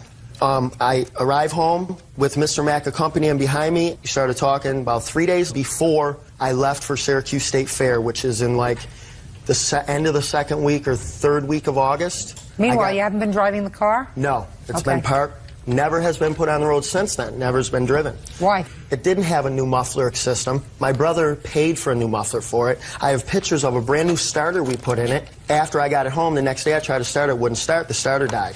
Okay. You got the title when? 3 days before I left for Syracuse State Fair. How? Mr. Mack brought it to my house.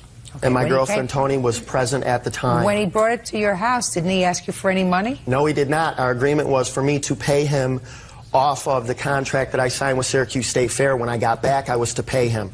What were you doing at the Syracuse State Fair?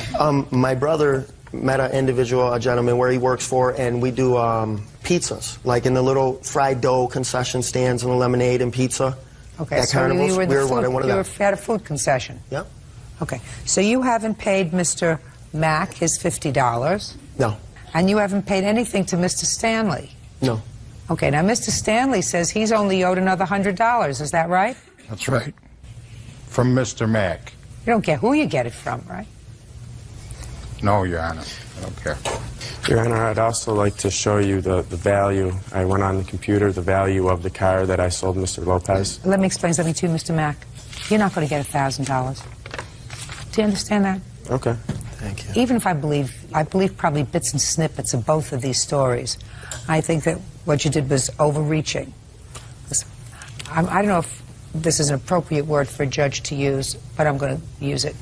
Either you screwed Mr. Stanley or you screwed Mr. Lopez. Because if you're going to show me the value of a car, then you shouldn't have screwed Mr. Stanley because he sold your car for $500, or you screwed Mr. Lopez because you sold it to him less than 24 hours later, if I were to believe you, and doubled your money without paying a penny. I thought that So was... you screwed either him or you screwed him. So from this court, you're not getting $1,000. Do you understand? That's perfectly fine. Perfectly fine. $50 finder's fee, I would say, for not doing any work at all whatsoever, that's pretty reasonable. I think that's, for somebody who's an acquaintance, that's a pretty reasonable thing. Ma'am, may I say something, please? Go ahead.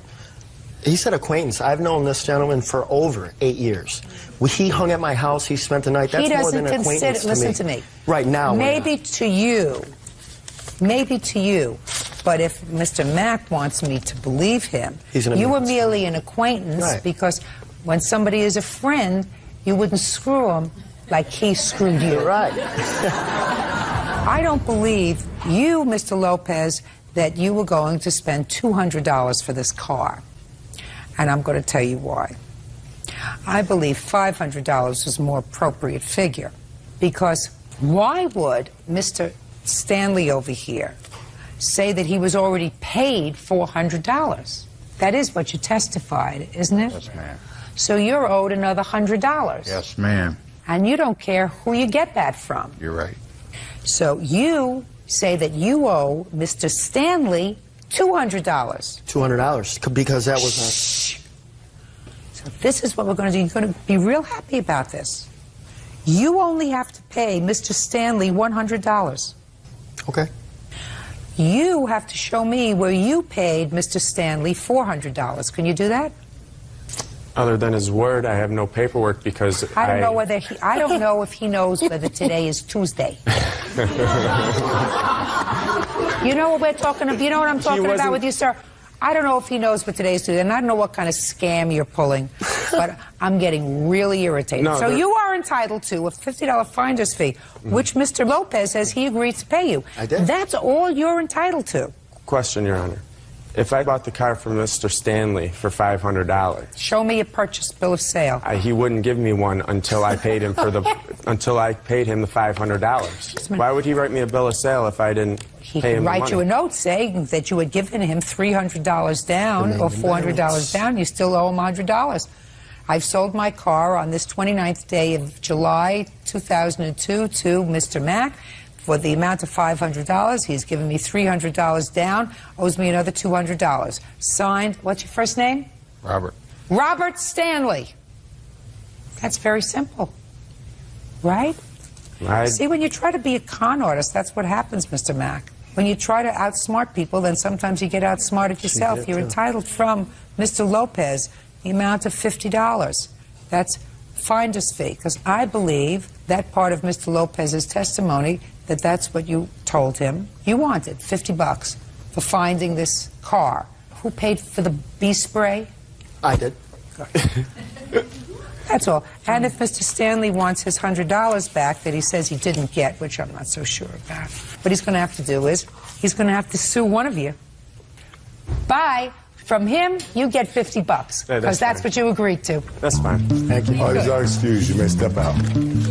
First, I just want to say hi to a couple people. My girlfriend, Stacia Stanley, my sister, parents. Our original agreement was 50 finder's fee, 200 for Mr. Stanley. I bought the car off of Mr. Stanley for $500. I got conned. Only in America. A con artist tried to come in here and scam somebody and got conned. That's it. You know, this is America, and I got conned out of my money. Judge Judy pinned it on the nose. He's a con artist. The con artist. He's nothing but a liar, a con artist, and he's trailer trash. Yeah, we were friends, but, you know, friends backstab. He made an agreement with me. He stabbed me in my back. Friends like that, you don't need enemies. And now is suing her former live-in boyfriend, 22-year-old web designer Carlos Shanlate, for a loan for furniture. Carlos is countersuing, claiming Cecilia broke into his apartment and destroyed the furniture in question.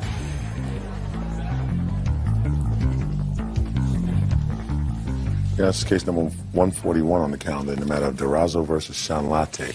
Parties have been sworn in. You may be seated, sir. Have a seat, please. Mr. Razzo, I've read your complaint, and according to what I've read, you were living in Syracuse, New York. Yes, I attend school there. Mr. Shalate was living in New York City. That's correct, ma'am. He was smitten and decided to move from New York City to Syracuse, New York, a decision that he lived to regret. That's correct, ma'am. According to you, he moved there in April of 2002, correct? Yes. And he got an apartment. The apartment had no furniture, and according to your complaint, you loaned him money to buy furniture so that he'd have a couch to sit on and a bed to sleep on, and he owes you $610. Mr. Shalante said that the furniture was a gift because he relocated to live with you. The money that was advanced was never intended to be a loan. You couldn't stand the fact that he was sleeping on the floor and sitting on a crate, so that you agreed to buy him the furniture. In addition to that, Mr. Shalante says that 4 months later you unceremoniously dumped him, right? That's correct, ma'am. And then broke into his apartment, causing him to have to change the locks. He ultimately went to the police. He lost a day's wages, which he's counterclaiming for.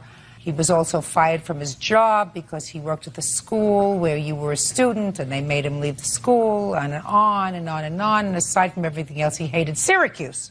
That's correct, Your Honor. So he's counterclaiming. So let's hear about the furniture. Yes, he got an apartment. At the time, he had very little people that were willing to help him, including his parents. Well, because he was moving to be close to you. Which I did not ask him to do. I asked him not to move to Syracuse. Really? Yes. You told him not to move to Syracuse? Yes, several times. Is that right? Actually, Your Honor, what she had said was that she didn't think it was a good idea. However, she left the moving up to me. She didn't think it was a good idea? Yeah. Because why? Just because I had to move, job that I was working at, I had to leave that job, had to find a new job up there.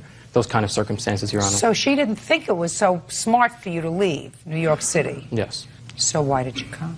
I moved because I thought that I had enough money. I thought it'd be best for us maybe to be a little closer together. There were times where there was complaints about, you know, us not being able to see each other as often. Who was complaining, you or her? Both parties, Your Honor. Is that right? More so him.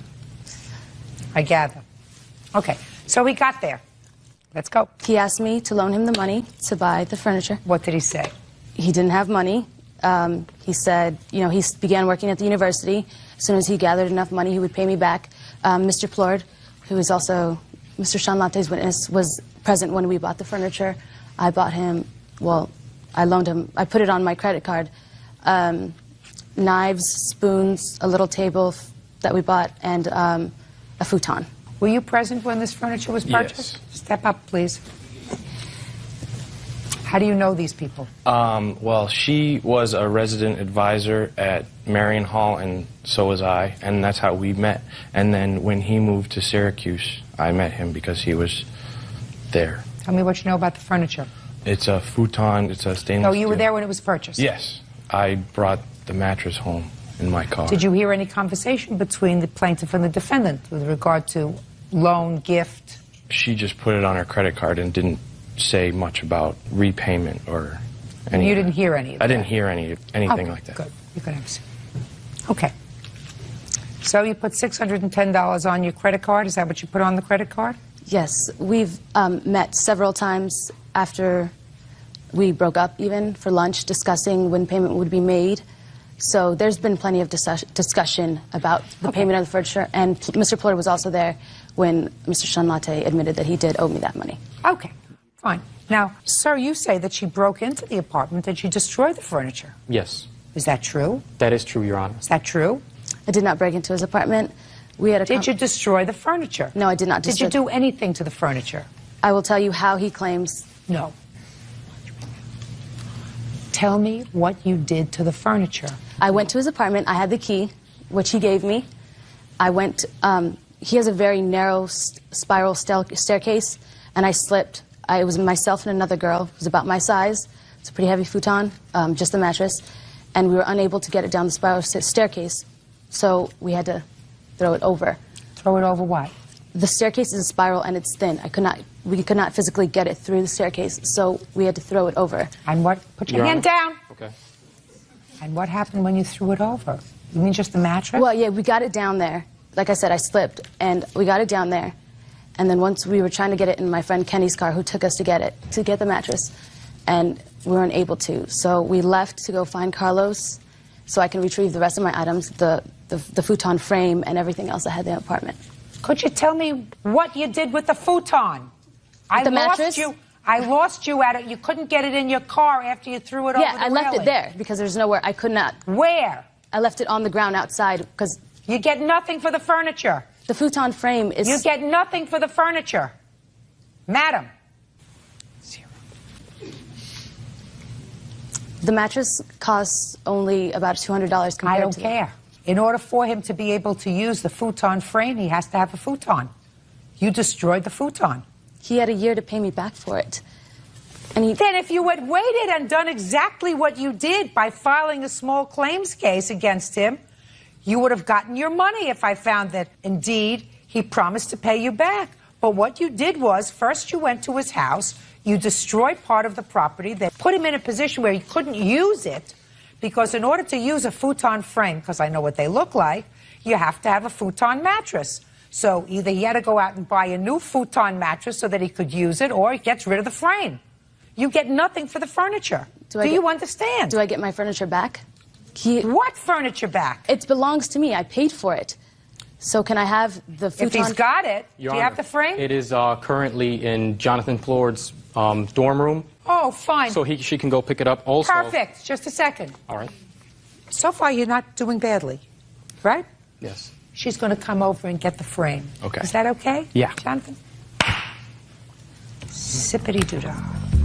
Judge ex-boyfriend Carlos Shanlate owes for a loan to buy furniture. Carlos says Cecilia destroyed the furniture in question. Let's get to your counterclaim. So we've just taken care of your claim. Futon frame, back to her, 5 days. Do I get the money for the spoons and table and everything else? No, you don't get the money for the spoons. Now let's move on. She used the key, she acknowledges, to go into your apartment, so you had to change the locks. On what date did she go into your apartment? I believe that was April 26th. It was a Saturday. And when did you leave that apartment? About a week and a half later. Now, do you have a receipt from a locksmith for changing the locks on the apartment? No, my landlord did the lock change. He charged me for the lock. And Show me. I don't have it. Well, that's what we call proof. In court, we need proof. I do have photographs of the damage to the apartment, which caused me to lose my security deposit, though, Your Honor. Show me proof that the landlord kept your security deposit. Do you have that? No, that I do not have. He has not returned my phone calls. Listen, I'm getting really frustrated. And I shouldn't be frustrated. I'm too old to be frustrated. When you come to court, you have to have proof. Do you understand? I understand, Your Honor. You don't have proof for me. It's very easy to get a letter, statement, showing that I'm not returning your security deposit, because I would assume that if the apartment wasn't a wreck, you would have gotten your security deposit back, right? Yes. Also, on top of that, because I was forced to resign from my job, I had to abruptly leave Syracuse. And my lease, which I have here, states that I have to let him know 2 months ahead of time that I'm leaving, or else he keeps the security deposit. There you go. And you had to leave Syracuse because, according to you, you worked at the same place that she worked. Yes, and my... Well, I mean, that's all hearsay. That all would be hearsay, why you had to leave. But you did leave. Yes. Now you are apart from each other, and I assume you're back in New York City? Yes, I am, Your Honor. Working? At the current time, I'm working with a web design company down in Miami, working from home. I don't care where you're working from. You're working. Yes. Are you living alone or with your parents? Currently, I'm living with my parents looking for another apartment. Perfect. That sounds fine. And you're going to get your futon frame back. That's perfect. Goodbye. Good luck. Have a happy life. Please excuse, you may step out. He knows that he owes me the money. She seems to forget the bills that I have paid. And he refuses to pay me. However, we had an argument. He had another bill to pay. And she didn't confront me as, you know, as a normal human being would. He just didn't have the money. She came at me with rage. There was always an excuse. You can't trust some women. And now the next case. All parties in the matter of Lee versus Buki. Step forward, please. Computer graphics marketer Wendell Lee is suing his former friend, Janelle Buki, for the return of his property. Wendell says she was watching his things while he was in jail. Mr. Lee, how do you know the defendant? We've been friends for several years, I guess. I met her at a club one night a few years ago. How many years ago? I don't know, 5 years maybe. Sometime last year, according to what I read, you were going to jail. What were you going to jail for? It was a drug possession. Possession of what? Methamphetamine. What was the sentence? 180 days. Is it the first time you were incarcerated? The first time ever, yeah. Your complaint states that you asked the defendant to store some of your property while you were in jail. Well, you know, I stored some things over there. She gave me some room, like in her garage. Listen to my... Right. Just say right if I'm sure. right. And you did your 180 days, and when you came out, you went to stay with her, had some sort of an altercation shortly thereafter, and when you left, she kicked you out, and she kept your property, right? Right. And you want $5,000, or your property. That was the original thing, was the property back, right? And now? It may not be there. Well, she has it, because she says she has it, isn't that right? I have the truck and his jacket. That's all I have of his. Where's the rest? Everything was put in storage, and that's all I had of his when he came to stay the night. And he came in at 3 o'clock in the morning. I took my kids to school, and I told him, get up. You think he's going to sleep all day? Slammed the door. He called me the C word. I said, get out. And he took his things with him. He took his guitar. I don't have anything of his. Well, let me ask you this question. You indicate that he gave you some things when he went to jail. I bought a TV from him. He didn't give it to me. I purchased it. Did you sell her a TV? I think I filled her house with my stuff. But it was all with the, you know, thought I'd be staying there when I got out, maybe for a little while, maybe, you know, not moving in necessarily. But I never expected to give her all of my things, you know. Well, just tell me what things you're talking about. She says she purchased a television set from you. How much did you pay him for it? He was selling it for $50. I gave him $100 for it. It was broken.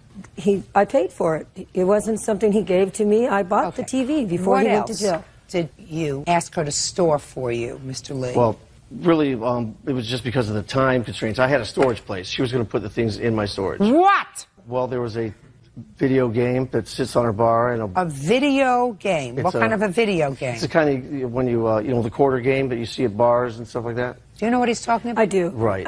I also paid $100. What is a video game? It's a little video game that you put coins in. I paid $100 to get it fixed. It broke again. It's in the shop. I'll give him the address to go pick it up, to take it out of the shop. That's terrific. So that takes care of the TV and the video game. What's next? Okay, the truck. Truck. The truck was going to be towed away. He gave me the truck. He said, give it to my son. I have it right here, a letter that is highlighted. Just a second. The truck was going to be impounded. He told me to go pick it up because it was going to be impounded. He was in jail and it was going to be impounded. He said, you can have the truck, give it to your son. I picked it up. The truck didn't run. I put $400 into the truck. When he got out of jail, he said that he wanted his truck back. I said, not a problem. Give me the $400 that I have invested into it. All right. Seems to me that you gave her the truck. If you feel like it, go and fill my truck and take it. I told Matt to give it up in a letter I wrote to him. If not, oh well, I won't miss the damn thing. Thank you for everything. That's not really the way it was. I only did that because she was crying to me that she didn't have the money for my storage. So my mom sent her the money. That was before that happened. I said, well, take the truck and sell it or something. But I didn't really mean it. Like, could you do me a favor, Mr. Lee? What? I asked you, what's next? What's next? Okay. When I got out, my mom sent me a calling card, and she never gave it to me, and ran up a $600 bill. That's not in your complaint. Yes, it is. Could you please show this to the plaintiff and ask him to please show me where in the complaint he talks about... I'm speaking. Ask him to show me in the complaint where he talks about a $600 phone bill. Just ask him to point it out. Just point it out. The thing was longer than that, man. There was more to it than that. He says there was more to it. This was a big part of it, was this. Mr. Lee, that's all you wrote to me. What's next? Next is my camera, which was a mini DV digital camera. Now, did you ask her about the camera? Yes. And what did she say? What she said, I don't know. No, she didn't have it. That's what she told me. But she's the only person who could have gotten the storage because it was only mine, and there was no other names on the thing, to be allowed in. And a friend who lived down the street saw her take it out. That person here today? No, but she's aware of it. Mr. Lee, other than the camera, what else, sir? Okay, there's the computer speaker system that was in her garage. What else? Well, there's on the list, whatever we got here. My leather jacket, did she say she has that? You have his leather jacket. I have his leather jacket. We're going to give that back to him. Absolutely. And my set of golf clubs. You have we play golf together. No, I do not have a set of golf clubs. Did you have a set of golf clubs? No, I have my own set. I have 3 sets. I don't need his. She has a whole bunch of sets, and one of them is mine. And I had a couple weed whackers. Don't you have a copy of this list? I have a whole list here. I don't care about your whole list. I asked you to speak. I got rid of the television. I got rid of the video. I got rid of the truck. I'm not interested in those things. Those things are gone. Computer, speaker, system, camera, and weed whackers. Right. What else? Well, the only thing besides that I have, she said already she had some lamps and things like that she took and hung up around her house. And I believe there was, I think we got almost everything here. All right, what about his camera? I do not have his camera, never saw his camera, never touched his camera. I know the day he went to jail, he went early because he got into a fight with his best friend over a camera. Well, tell me about that. I don't know. That's why I was just there.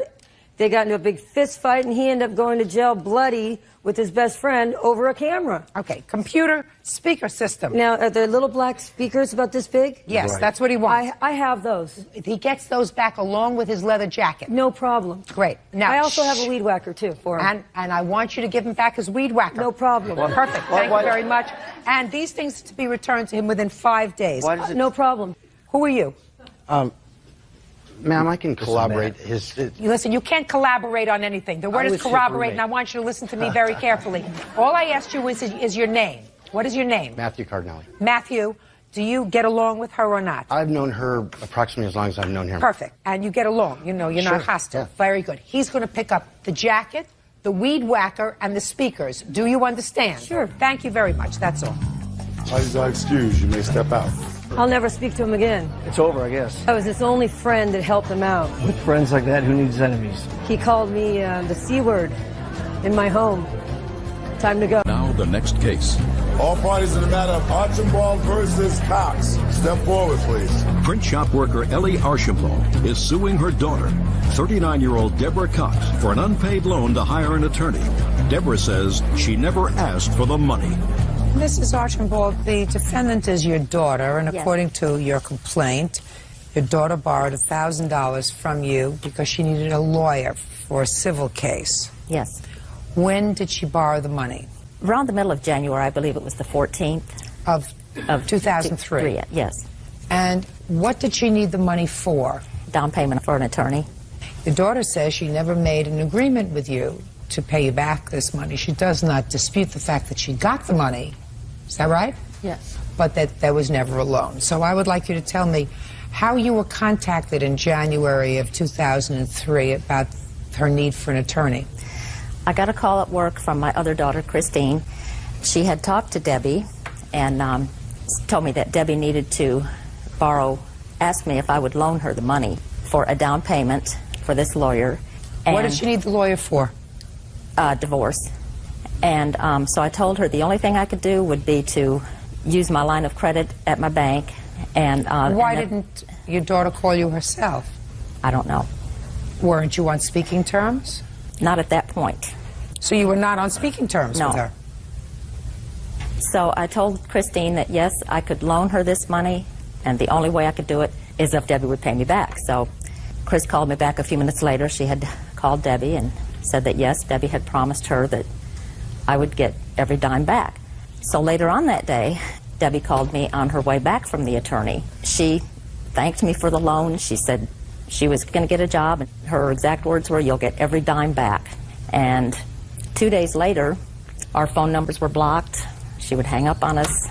No contact at all. Okay, just step up, please. What's your last name? McGlynn. Miss McGlynn, tell me about the conversation that you had with your sister when she let you know she needed this money. Well, she had called me several times that morning and expressed that she needed an attorney because her husband had taken her younger daughter and she did not know where she was. And I had told her, I said, your husband's getting his ducks in a row. You need to get an attorney. She said she didn't have the money for an attorney. And she said that she was ashamed of what she had done. And that's why she had not called my mother after she had got back from her little adventure. She had taken off someplace? Yes. And the husband decided he was leaving and taking the kids with him? Yes. Okay, gotcha. Go ahead. She said that the lawyer wanted $2,500. I said, see if he will take $1,000 down and let you pay the $1,500 by Friday. And I explained to her that she was going to have to do whatever she could do, sell whatever she had to pay the rest of this money to the attorney.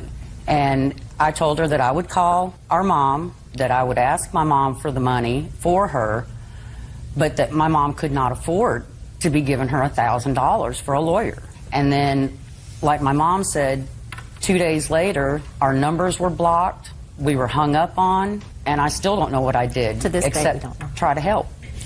Okay, maybe we can find out. Now I'll hear you. My sister had called me because she had found out that my husband had left with my daughter, and she is a very controlling type person. Don't give me, I'm not interested in your editorializing. You had gone away on a jaunt with somebody else? With some friends, and my husband and... An ex-boyfriend. Just a second. And your husband at that time had left and taken your younger daughter, who was how old? 7. So what happened when you came back and found your 7-year-old missing?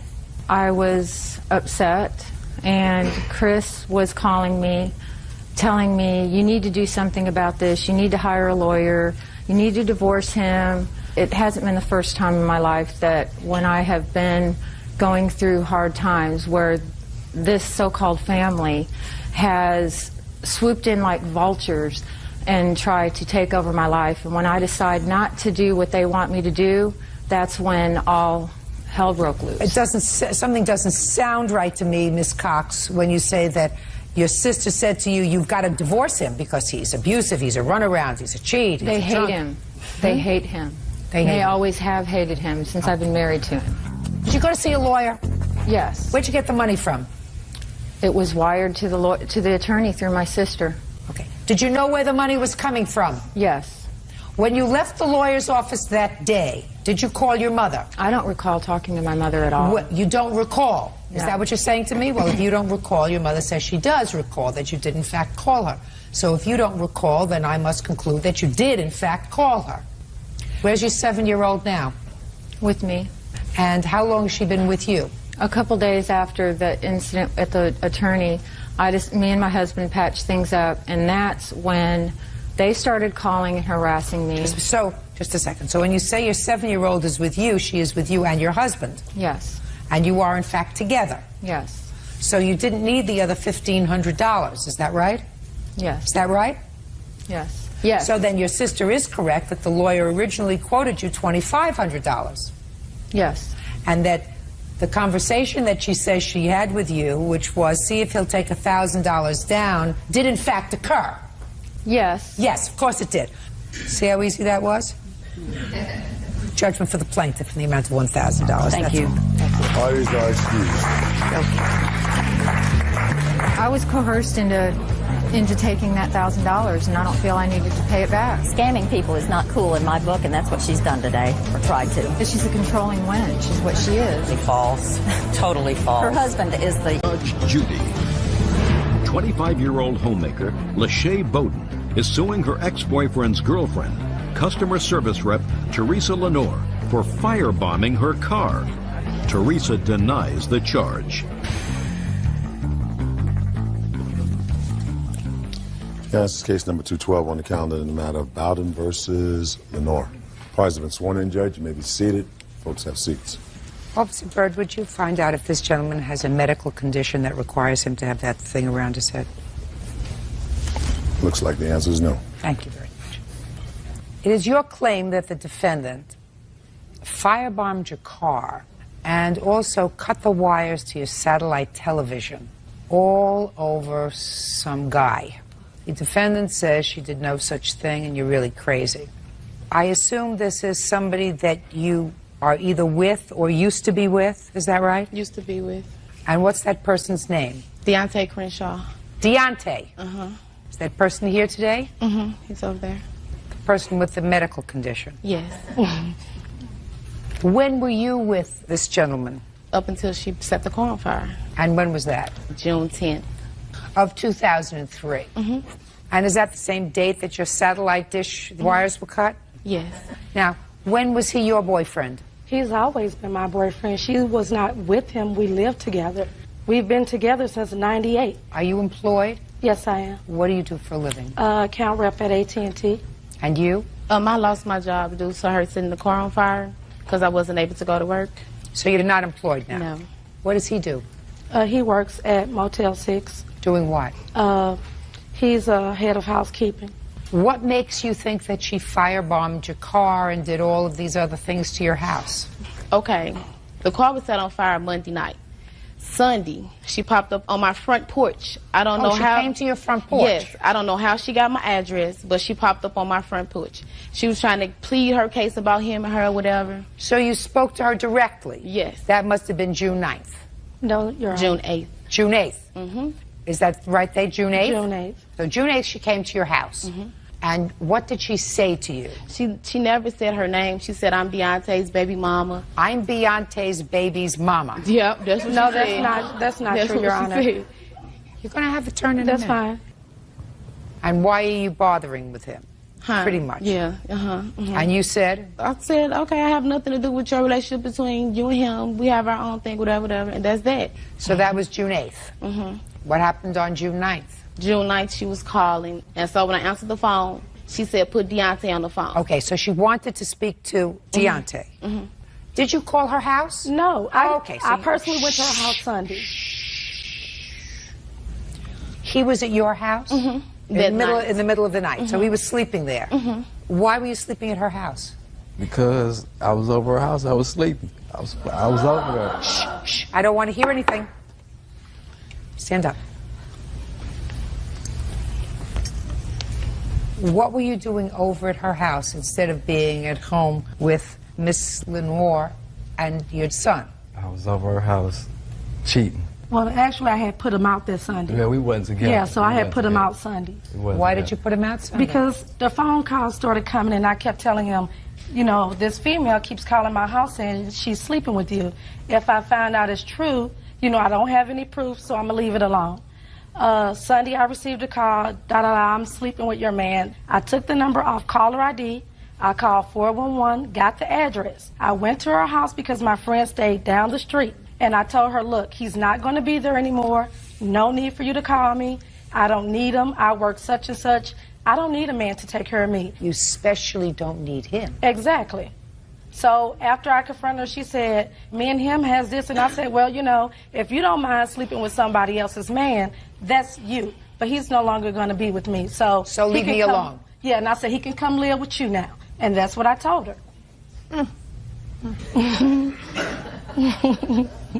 Now I'd like to hear the proof that you have that the defendant firebombed your car I have pictures of the car. And I'll take a look at the pictures. The pictures are one thing. What proof do you have that she did it?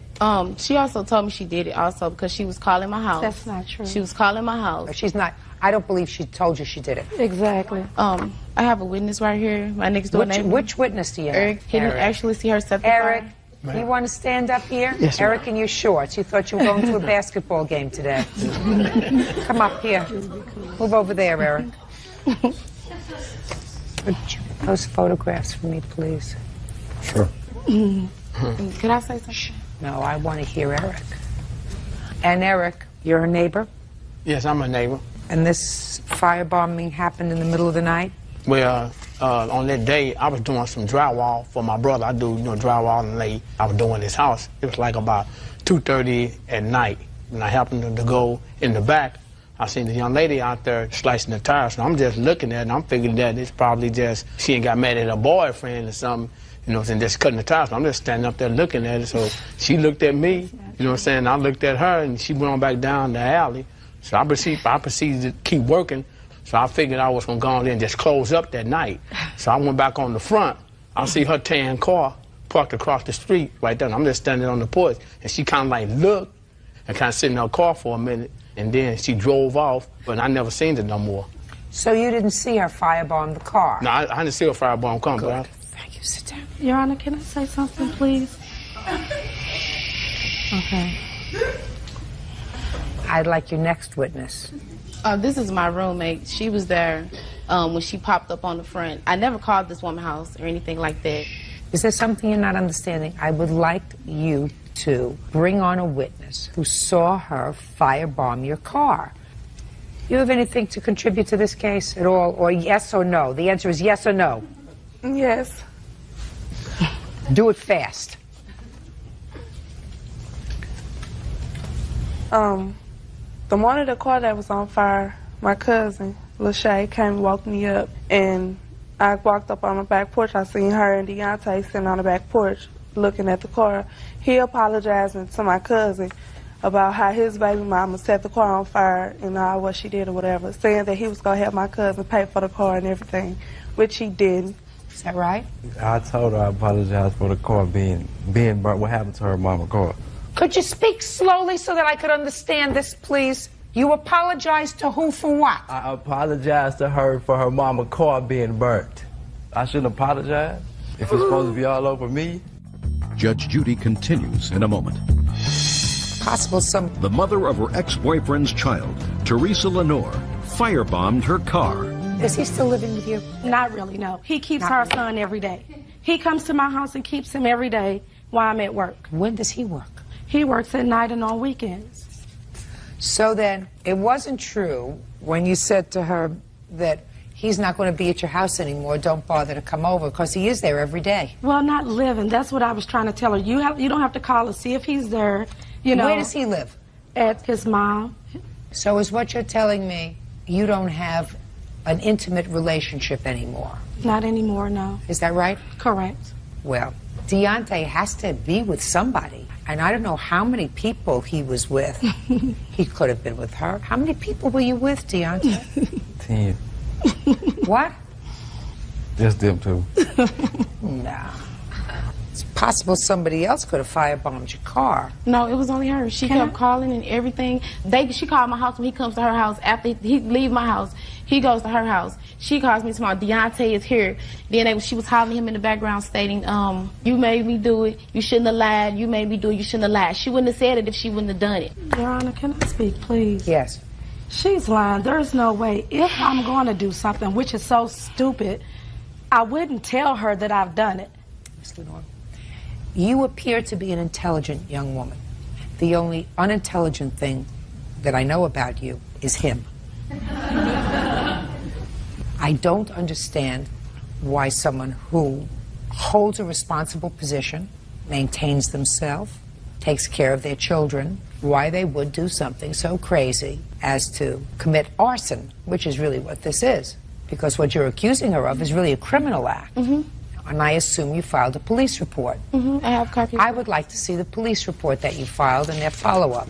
And also, it's my mother's car, and she's still paying on that car.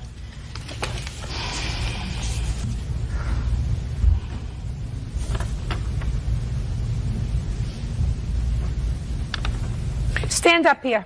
You. Sit down. You, up here. How long have you known the plaintiff? Well, I don't really know her. You knew her enough to come to court with her, is that Yeah, right? somebody told me that she wanted to, talk to me. Okay. Now, when did you tell somebody for the first time that you had witnessed somebody slashing her tires? She had came to me and said, asked me what my name and stuff like this. I need to talk to you.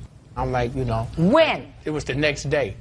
Well, this police report is interesting because the police report said that they canvassed the entire area for suspects and witnesses to no avail. He doesn't live at the apartment next door. He works on You the don't have to apartment live there. You call the police and you say, I have a witness. Right.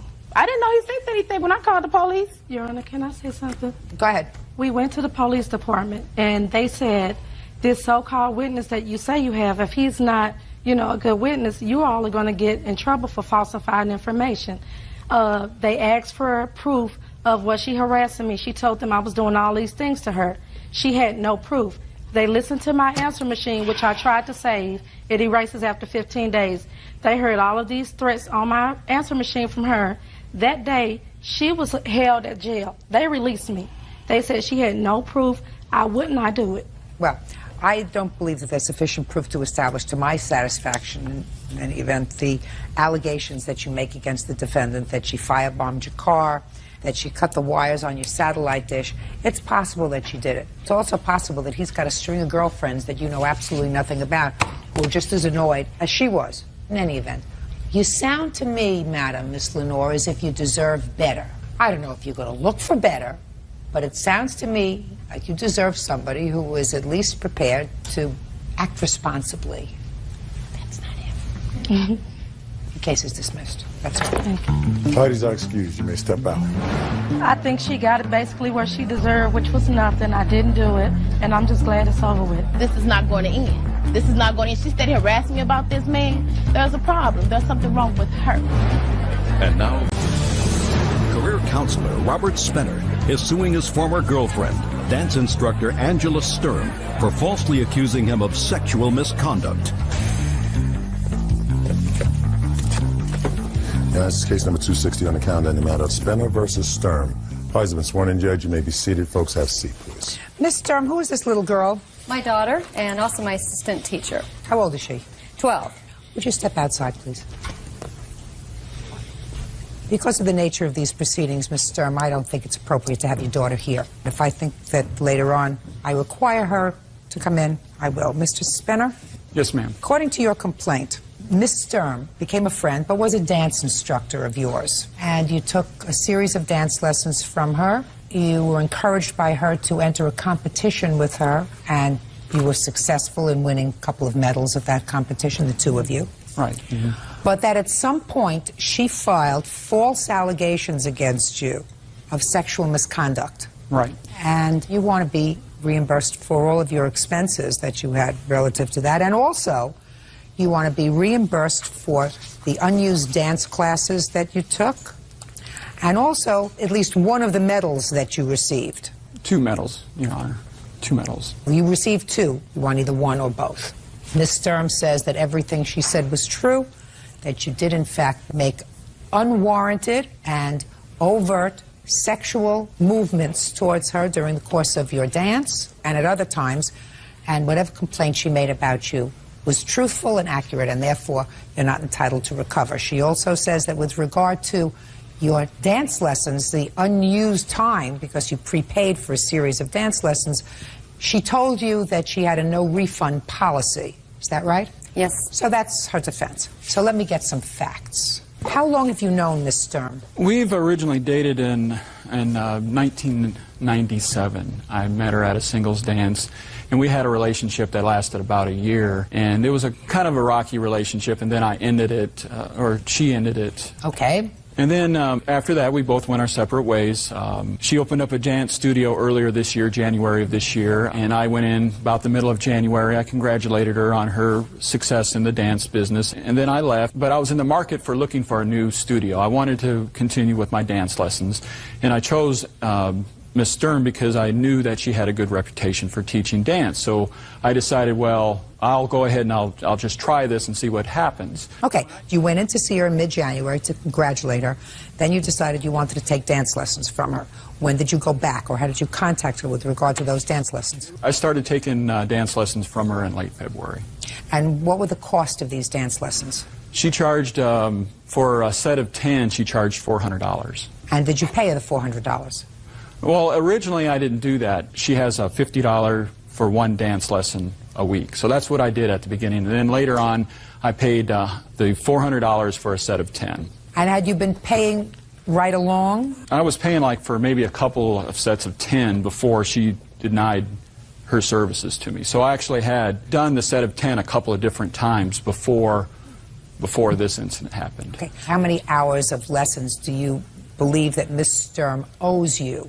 Let's see, I gave her a check in June 3rd for check number 642 for $440 for 11 dance lessons. Well, if in June you gave her $440 for 10, and was that the last money you gave her? No, actually I gave her another $200, which was for group lessons. Another $200 for group. So you think she owes you at least for 10? $640, exactly. Okay. Now, let me go to Miss Sturm. When did you make these allegations about his sexual misconduct? When I did that, it was after I had expelled him verbally on June 15th. Okay. And you made those complaints to whom? 2 different police stations. Do you have a copy of the complaints that you made? Yes, I do. I'd like to see.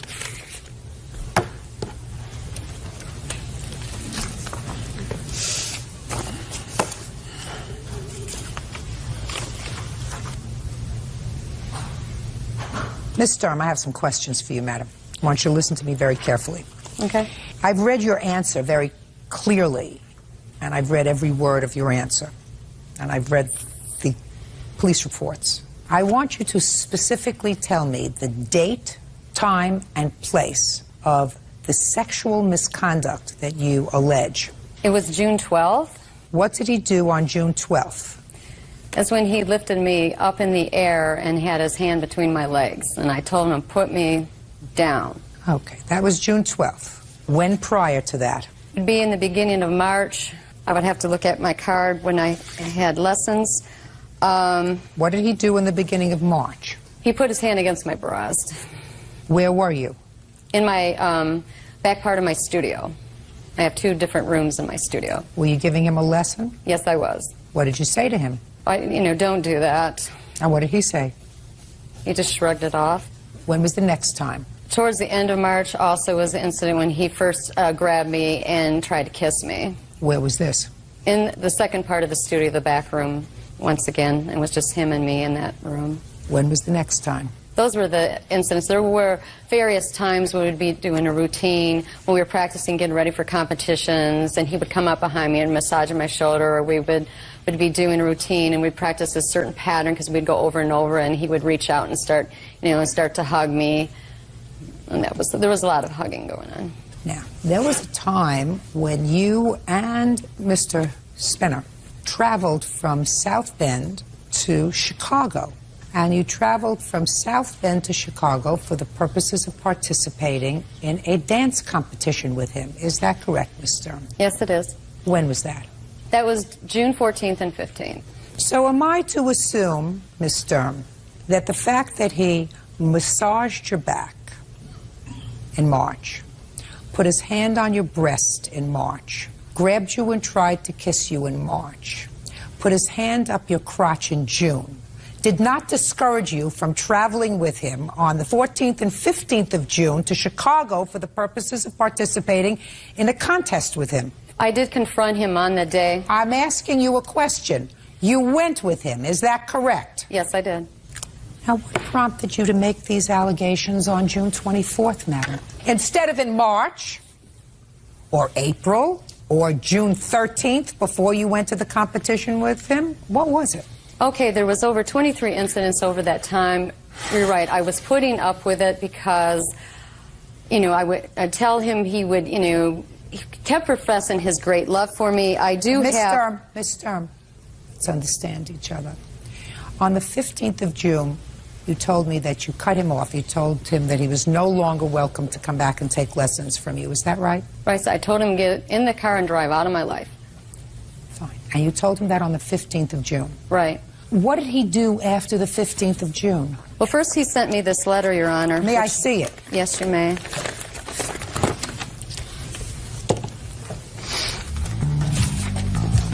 Judge falsely accused him of sexual misconduct and harassment.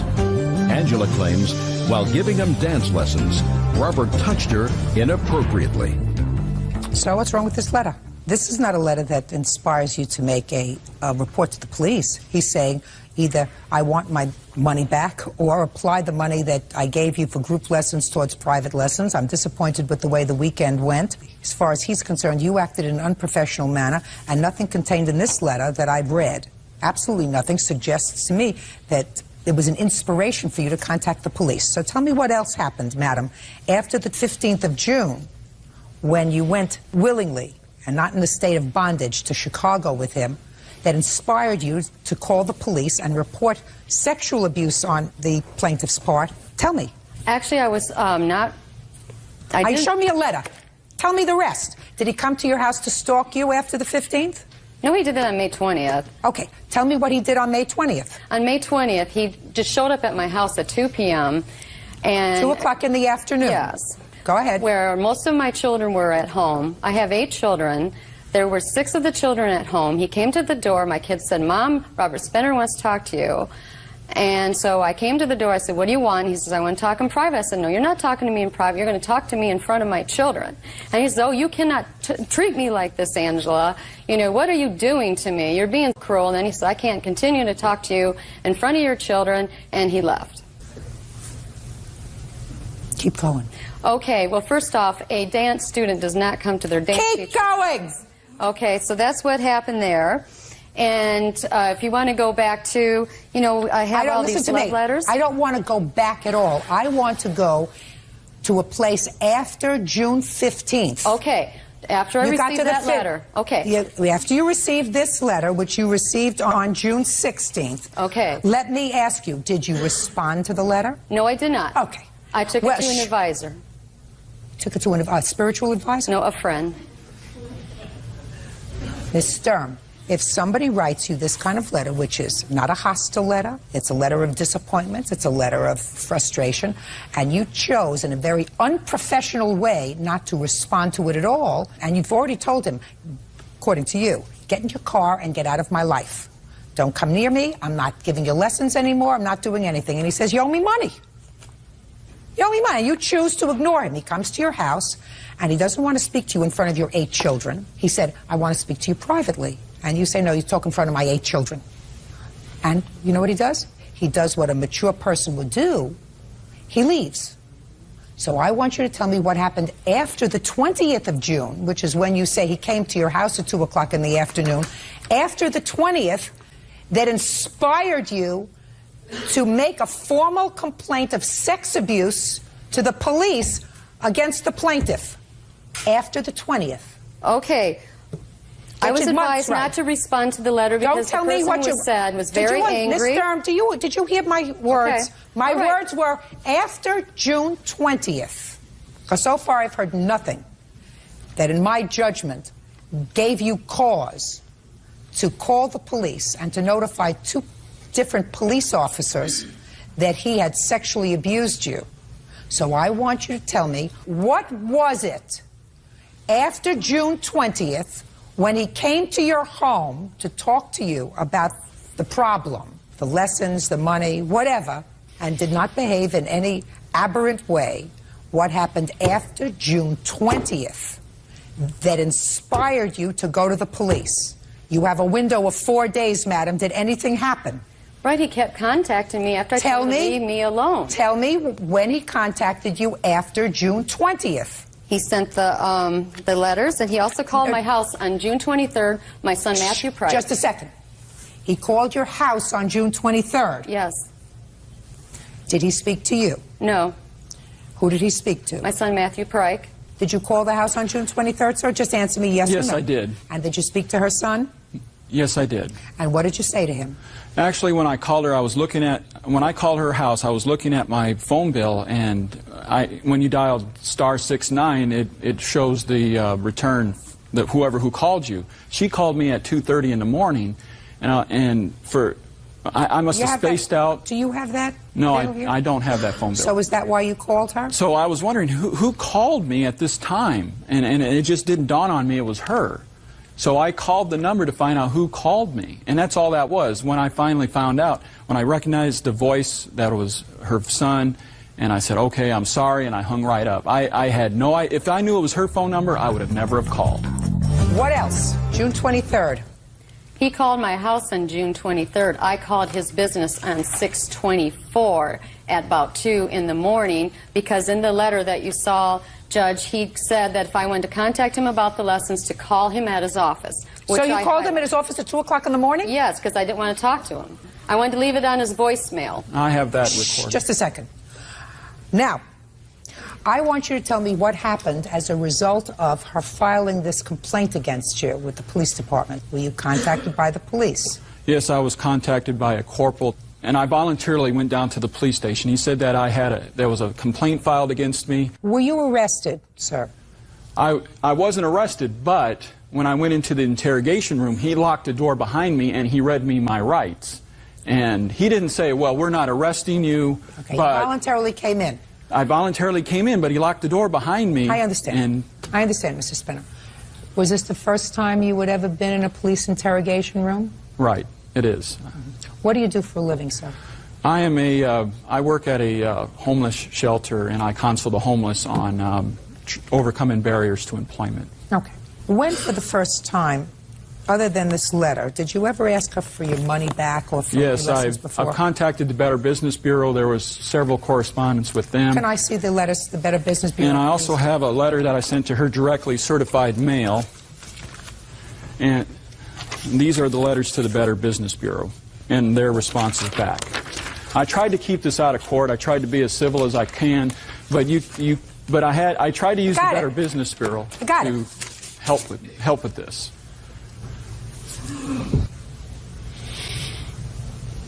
On June 25th, you sent this certified? That letter prompted her to call the police and said that, and that's when that letter prompted the harassment charges when I was asking for my money. Now, the only thing that I haven't addressed yet that I just want some information are these 2 medals. Did you win medals with him, dancing with him as a dance partner? The answer is either yes or no. Yes. How many medals did you win? 3. Where are they now? 1 is in the studio and 2 I have here. Okay, can I see the 2 that you have here?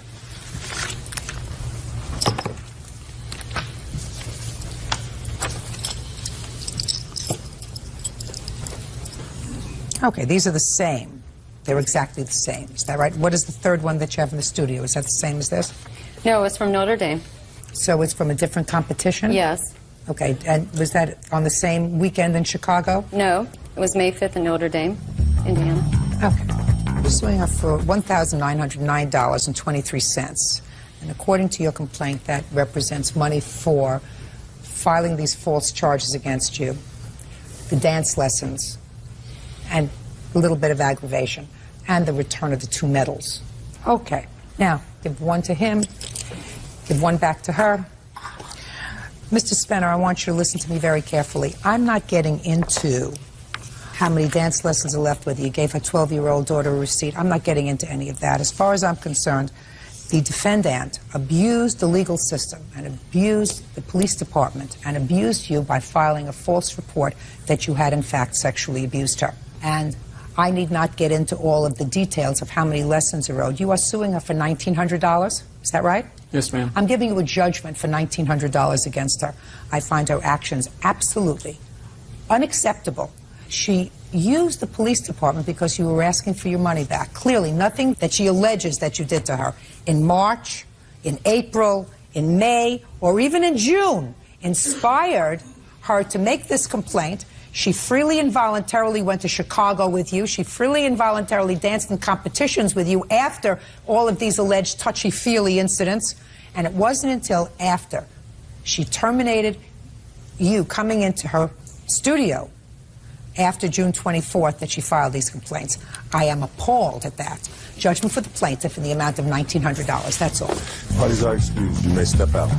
I didn't grab her between legs. I warned him about it. I grabbed her right here. I kept warning him about it. And it was a playful thing. And how many times he kept pursuing me. She was flirting with me. I was flirting with her. It was harassment the whole time. That's a lie. Obviously, he's very angry because I rejected him. She always gave me mixed signals. This man was very obsessed with me. She wanted me to flirt with her. Unbelievable. And I'm very glad that Judge Judy saw through her bull. I say that's pretty pathetic because he couldn't dance his way out of a paper bag. I'm going to do whatever I can. अस्सलाम वालेकुम guys, कैसे हैं आप सब? उम्मीद करते हैं आप सब खैरियत से होंगे। तो आज आप देख रहे होंगे कि मैंने रेडी सेडी हुआ हूँ। क्यों? बस वैसे ही वो रिश्तेदारों की तरफ गया हुआ था, तो अभी आया हूँ और सलाम भाई की तरफ आया हूँ और आसफ भाई से मिलने के लिए। ये आसफ भाई हमारे बैठे हैं। अस्सलाम वालेकुम आसफ भाई, क्या हाल चाल आसफ भाई? तबीयत से ठीक है? आसफ भाई थोड़ा सा ना बिजी हैं, काम कर रहे हैं, तो इस वजह से ना बस वो आपसे गपशप नहीं कर रहे हैं, ना गपशप लगानी थी उन्होंने। और हमारे दोस्त बहुत ही अच्छे यार, जिगर, मेरी जान अरसलान भाई भी आए हैं। अरसलान भाई प्लीज़ अस्सलाम वालेकुम करें ऑडियंस को। अस्सलाम वालेकुम भाई, इश्क करके की मिनट। अच्छा, तो दूसरी बात, ये तीसरी बात होगी, आपने चैनल को अभी तक सब्सक्राइब नहीं किया। ये बात फिर इसलिए मेरा दिल नहीं करता वीडियो बनाने को। आप कहते हो ना वीडियो आपकी रेगुलर नहीं आ रही, तो यार आप ब्लॉग ओपन कर, वो कह रहा हूँ, आप सब्सक्राइब करते नहीं हो चैनल को। सब्सक्राइब लाजमी किया करो यार, फिर बंदे को मोटिवेशन नहीं होती ना, है सर? हाँ, मोटिवेशन मिलती है, फिर बंदा काम करने को दिल करता है। अभी मेरे देख लो चैनल पे मिलियन सब्सक्राइब होने वाले, आप कोई हाथ ही लगा रहे हैं, होने वाले हैं कि नहीं होने वाले? 1.5 मिलियन की तरफ जा रहा है हमारा। हमने इंशाल्लाह 5 मिलियन करने हैं। अभी गोल्डन प्ले और सिल्वर प्ले बटन भी नहीं आया हमारे हमें यूट्यूब की तरफ से, क्योंकि अभी सब्सक्राइब हो गए नहीं ना लाख। वो मिलियन पे वैसे मजाक कर रहे थे आपके साथ। पहले आपने लाख करने लाजमी, फिर उसके बाद हमने मिलियन करने। तो बकाया सब्सक्राइब। वीडियो थोड़ी सी लंबी हो रही है, आपने टेंशन नहीं लेना, आपको अगली वीडियो में एंटरटेनमेंट मिलता रहेगा। आपने बिल्कुल ईजी सीन है, तो चैनल को लाजमी सब्सक्राइब और साथ में बेल आइकन को भी लाजमी प्रेस कर लें। अस्सलाम भाई, ज़रा भाइयों को बताना कुछ अपने बारे में। हाँ, कितना फर्क पे 25 सेकंड दी तेरे ही बनाए थे, मेरे भी ठीक है। तेरी बनी 160 MB दी ते मेरी 135 MB ਪਿਆ ਨਾ ਫਰਕ। तो 30 MB ਦਾ ਫਰਕ ਤੇ ਪਿਆ। ਬਣਾਣੀ 6 ਮਿੰਟ ਦੀ, ਕਿੰਨਾ ਫਰਕ ਪਿਆ? ਤੇ ਮੇਰੇ ਮੋਬਾਈਲ 'ਚ 6 ਮਿੰਟ 'ਚ ਬਣਾ ਦੇ, ਕਿੱਥੇ ਜਾਣੀ ਗੱਲ। 2 GB ਵੀ नहीं जगह वेली मोबाइल मर्जी या यार सज्जा तू। मैं आसफ भाई इसके बारे में क्या कहना चाहिए? बोर्ड भरा दे 3 दिन की गाल काट दी। अच्छा, वो गलती, वो छोटी सी गाली काटी, वो गलती से मिस्टेक होगी। भाइयों को पता नहीं कि व्लॉगिंग कर रहे हैं इधर यूट्यूब की ज्ञान। बस वो ना रिजल्ट के बारे में बात हो रही है, क्योंकि मोबाइल का रिजल्ट नहीं इतना अच्छा। आप सब्सक्राइब करें, पैसे आएंगे, डॉलर आएंगे, तो फिर मोबाइल लेकर अच्छा सा। उस दिन भी यही मैं आपको बात कर रहा था कि मोबाइल लेंगे यार अच्छा था। अब बात नहीं मेरी मानते, लाजमी चैनल को सब्सक्राइब करना है। और अगर ये जो पीछे आपने मूवी वीडियो कुछ भी देखा है, आपको पसंद आई हो, चैनल को लाजमी लाइक, सब्सक्राइब एंड शेयरिंग लाजमी करना है। ये हमारे डीजे भाई बैठे हैं, पर दिखा नहीं सकते आपको डीजे भाई, क्योंकि वो रजाई में लुके हुए हैं। मेरे बैच बनेगी तकरीबन 1600। अच्छा, और दूसरी बात वो ना हमारा वो लेकर आए थे यार नया 2 GB तो वो पड़ा हुआ है, हीटर लेकर आए थे। वो इधर हो रहा है 2 GB दी होंगी 4 यार। शोर ना किया करो जब मैं वीडियो बना रहा हूं। अच्छा यार आ ही नहीं पूरी हो रही। तेरे 1980 300 MB का फर्क पैना। हीटर और अस्सलाम भाई का खराब हो गया। अस्सलाम भाई से पूछते हैं क्या किया। अस्सलाम भाई क्या किया हीटर का यार? तो फिर मैंने मफरल उठाया। अच्छा, मफरल उठाया, हेलमेट। आवाज नहीं आ रही आपकी। वो मैंने मफरल उठाया, हेलमेट पहना और मैं वहाँ पे गया हूँ। थोड़ा सा पीछे हो गए।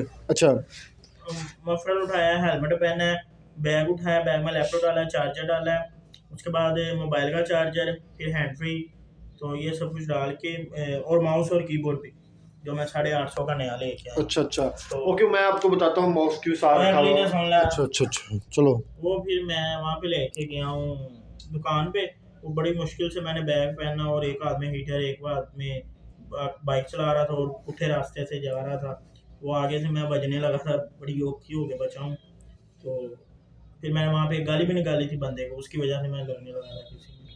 वो गंदी गाली निकाली थी। अभी नहीं निकालनी। अभी नहीं निकालता था। वो बीप लगा देना ना। नहीं वो मैंने कहा तेरी नहीं नहीं नहीं, अच्छा, नहीं। ठीक। फिर उसके बाद मैं वहाँ पे गया हूँ दुकान पे, जो आसफ भाई का दोस्त है जानने वाला, उससे बातचीत की है मैंने। उसने कहा भाई ये चाइना की चीज़ें ये ऐसे ही होती हैं। वो कहता मैं आपको डायरेक्ट कर देता हूँ। मैंने कहा भाई यार ज़्यादा स्पीड में नहीं चाहिए, 300 पे बेस्ट है। फिर उसने मुझे कहा कि मैं आपको स्विच चेंज कर देता हूँ। मैंने बोला मैं वापसी पे आपसे पकड़ लूँगा। आपने कहा ठीक है, मैं छोड़ के तो आपकी तरफ आ गया हूँ। तो ये आज का सारा मेरा सीन और पार्ट लगा है। That's it. ओके, अल्लाह हाफिज़। अब आपको यार बड़ा आसफ भाई की चौबे बड़ा सुनाएं, बड़ा आसफ भाई चौबे सुनाएं। क्योंकि कल परसों हीटर देख रहे हैं वो खराब भी हो गया यार। ये चाइना की चौबे चीजें की ठीक है यार। आई नहीं आसफ भाई का आ हीटर सही चल रहा है, अरसलान भाई का खराब हो गया।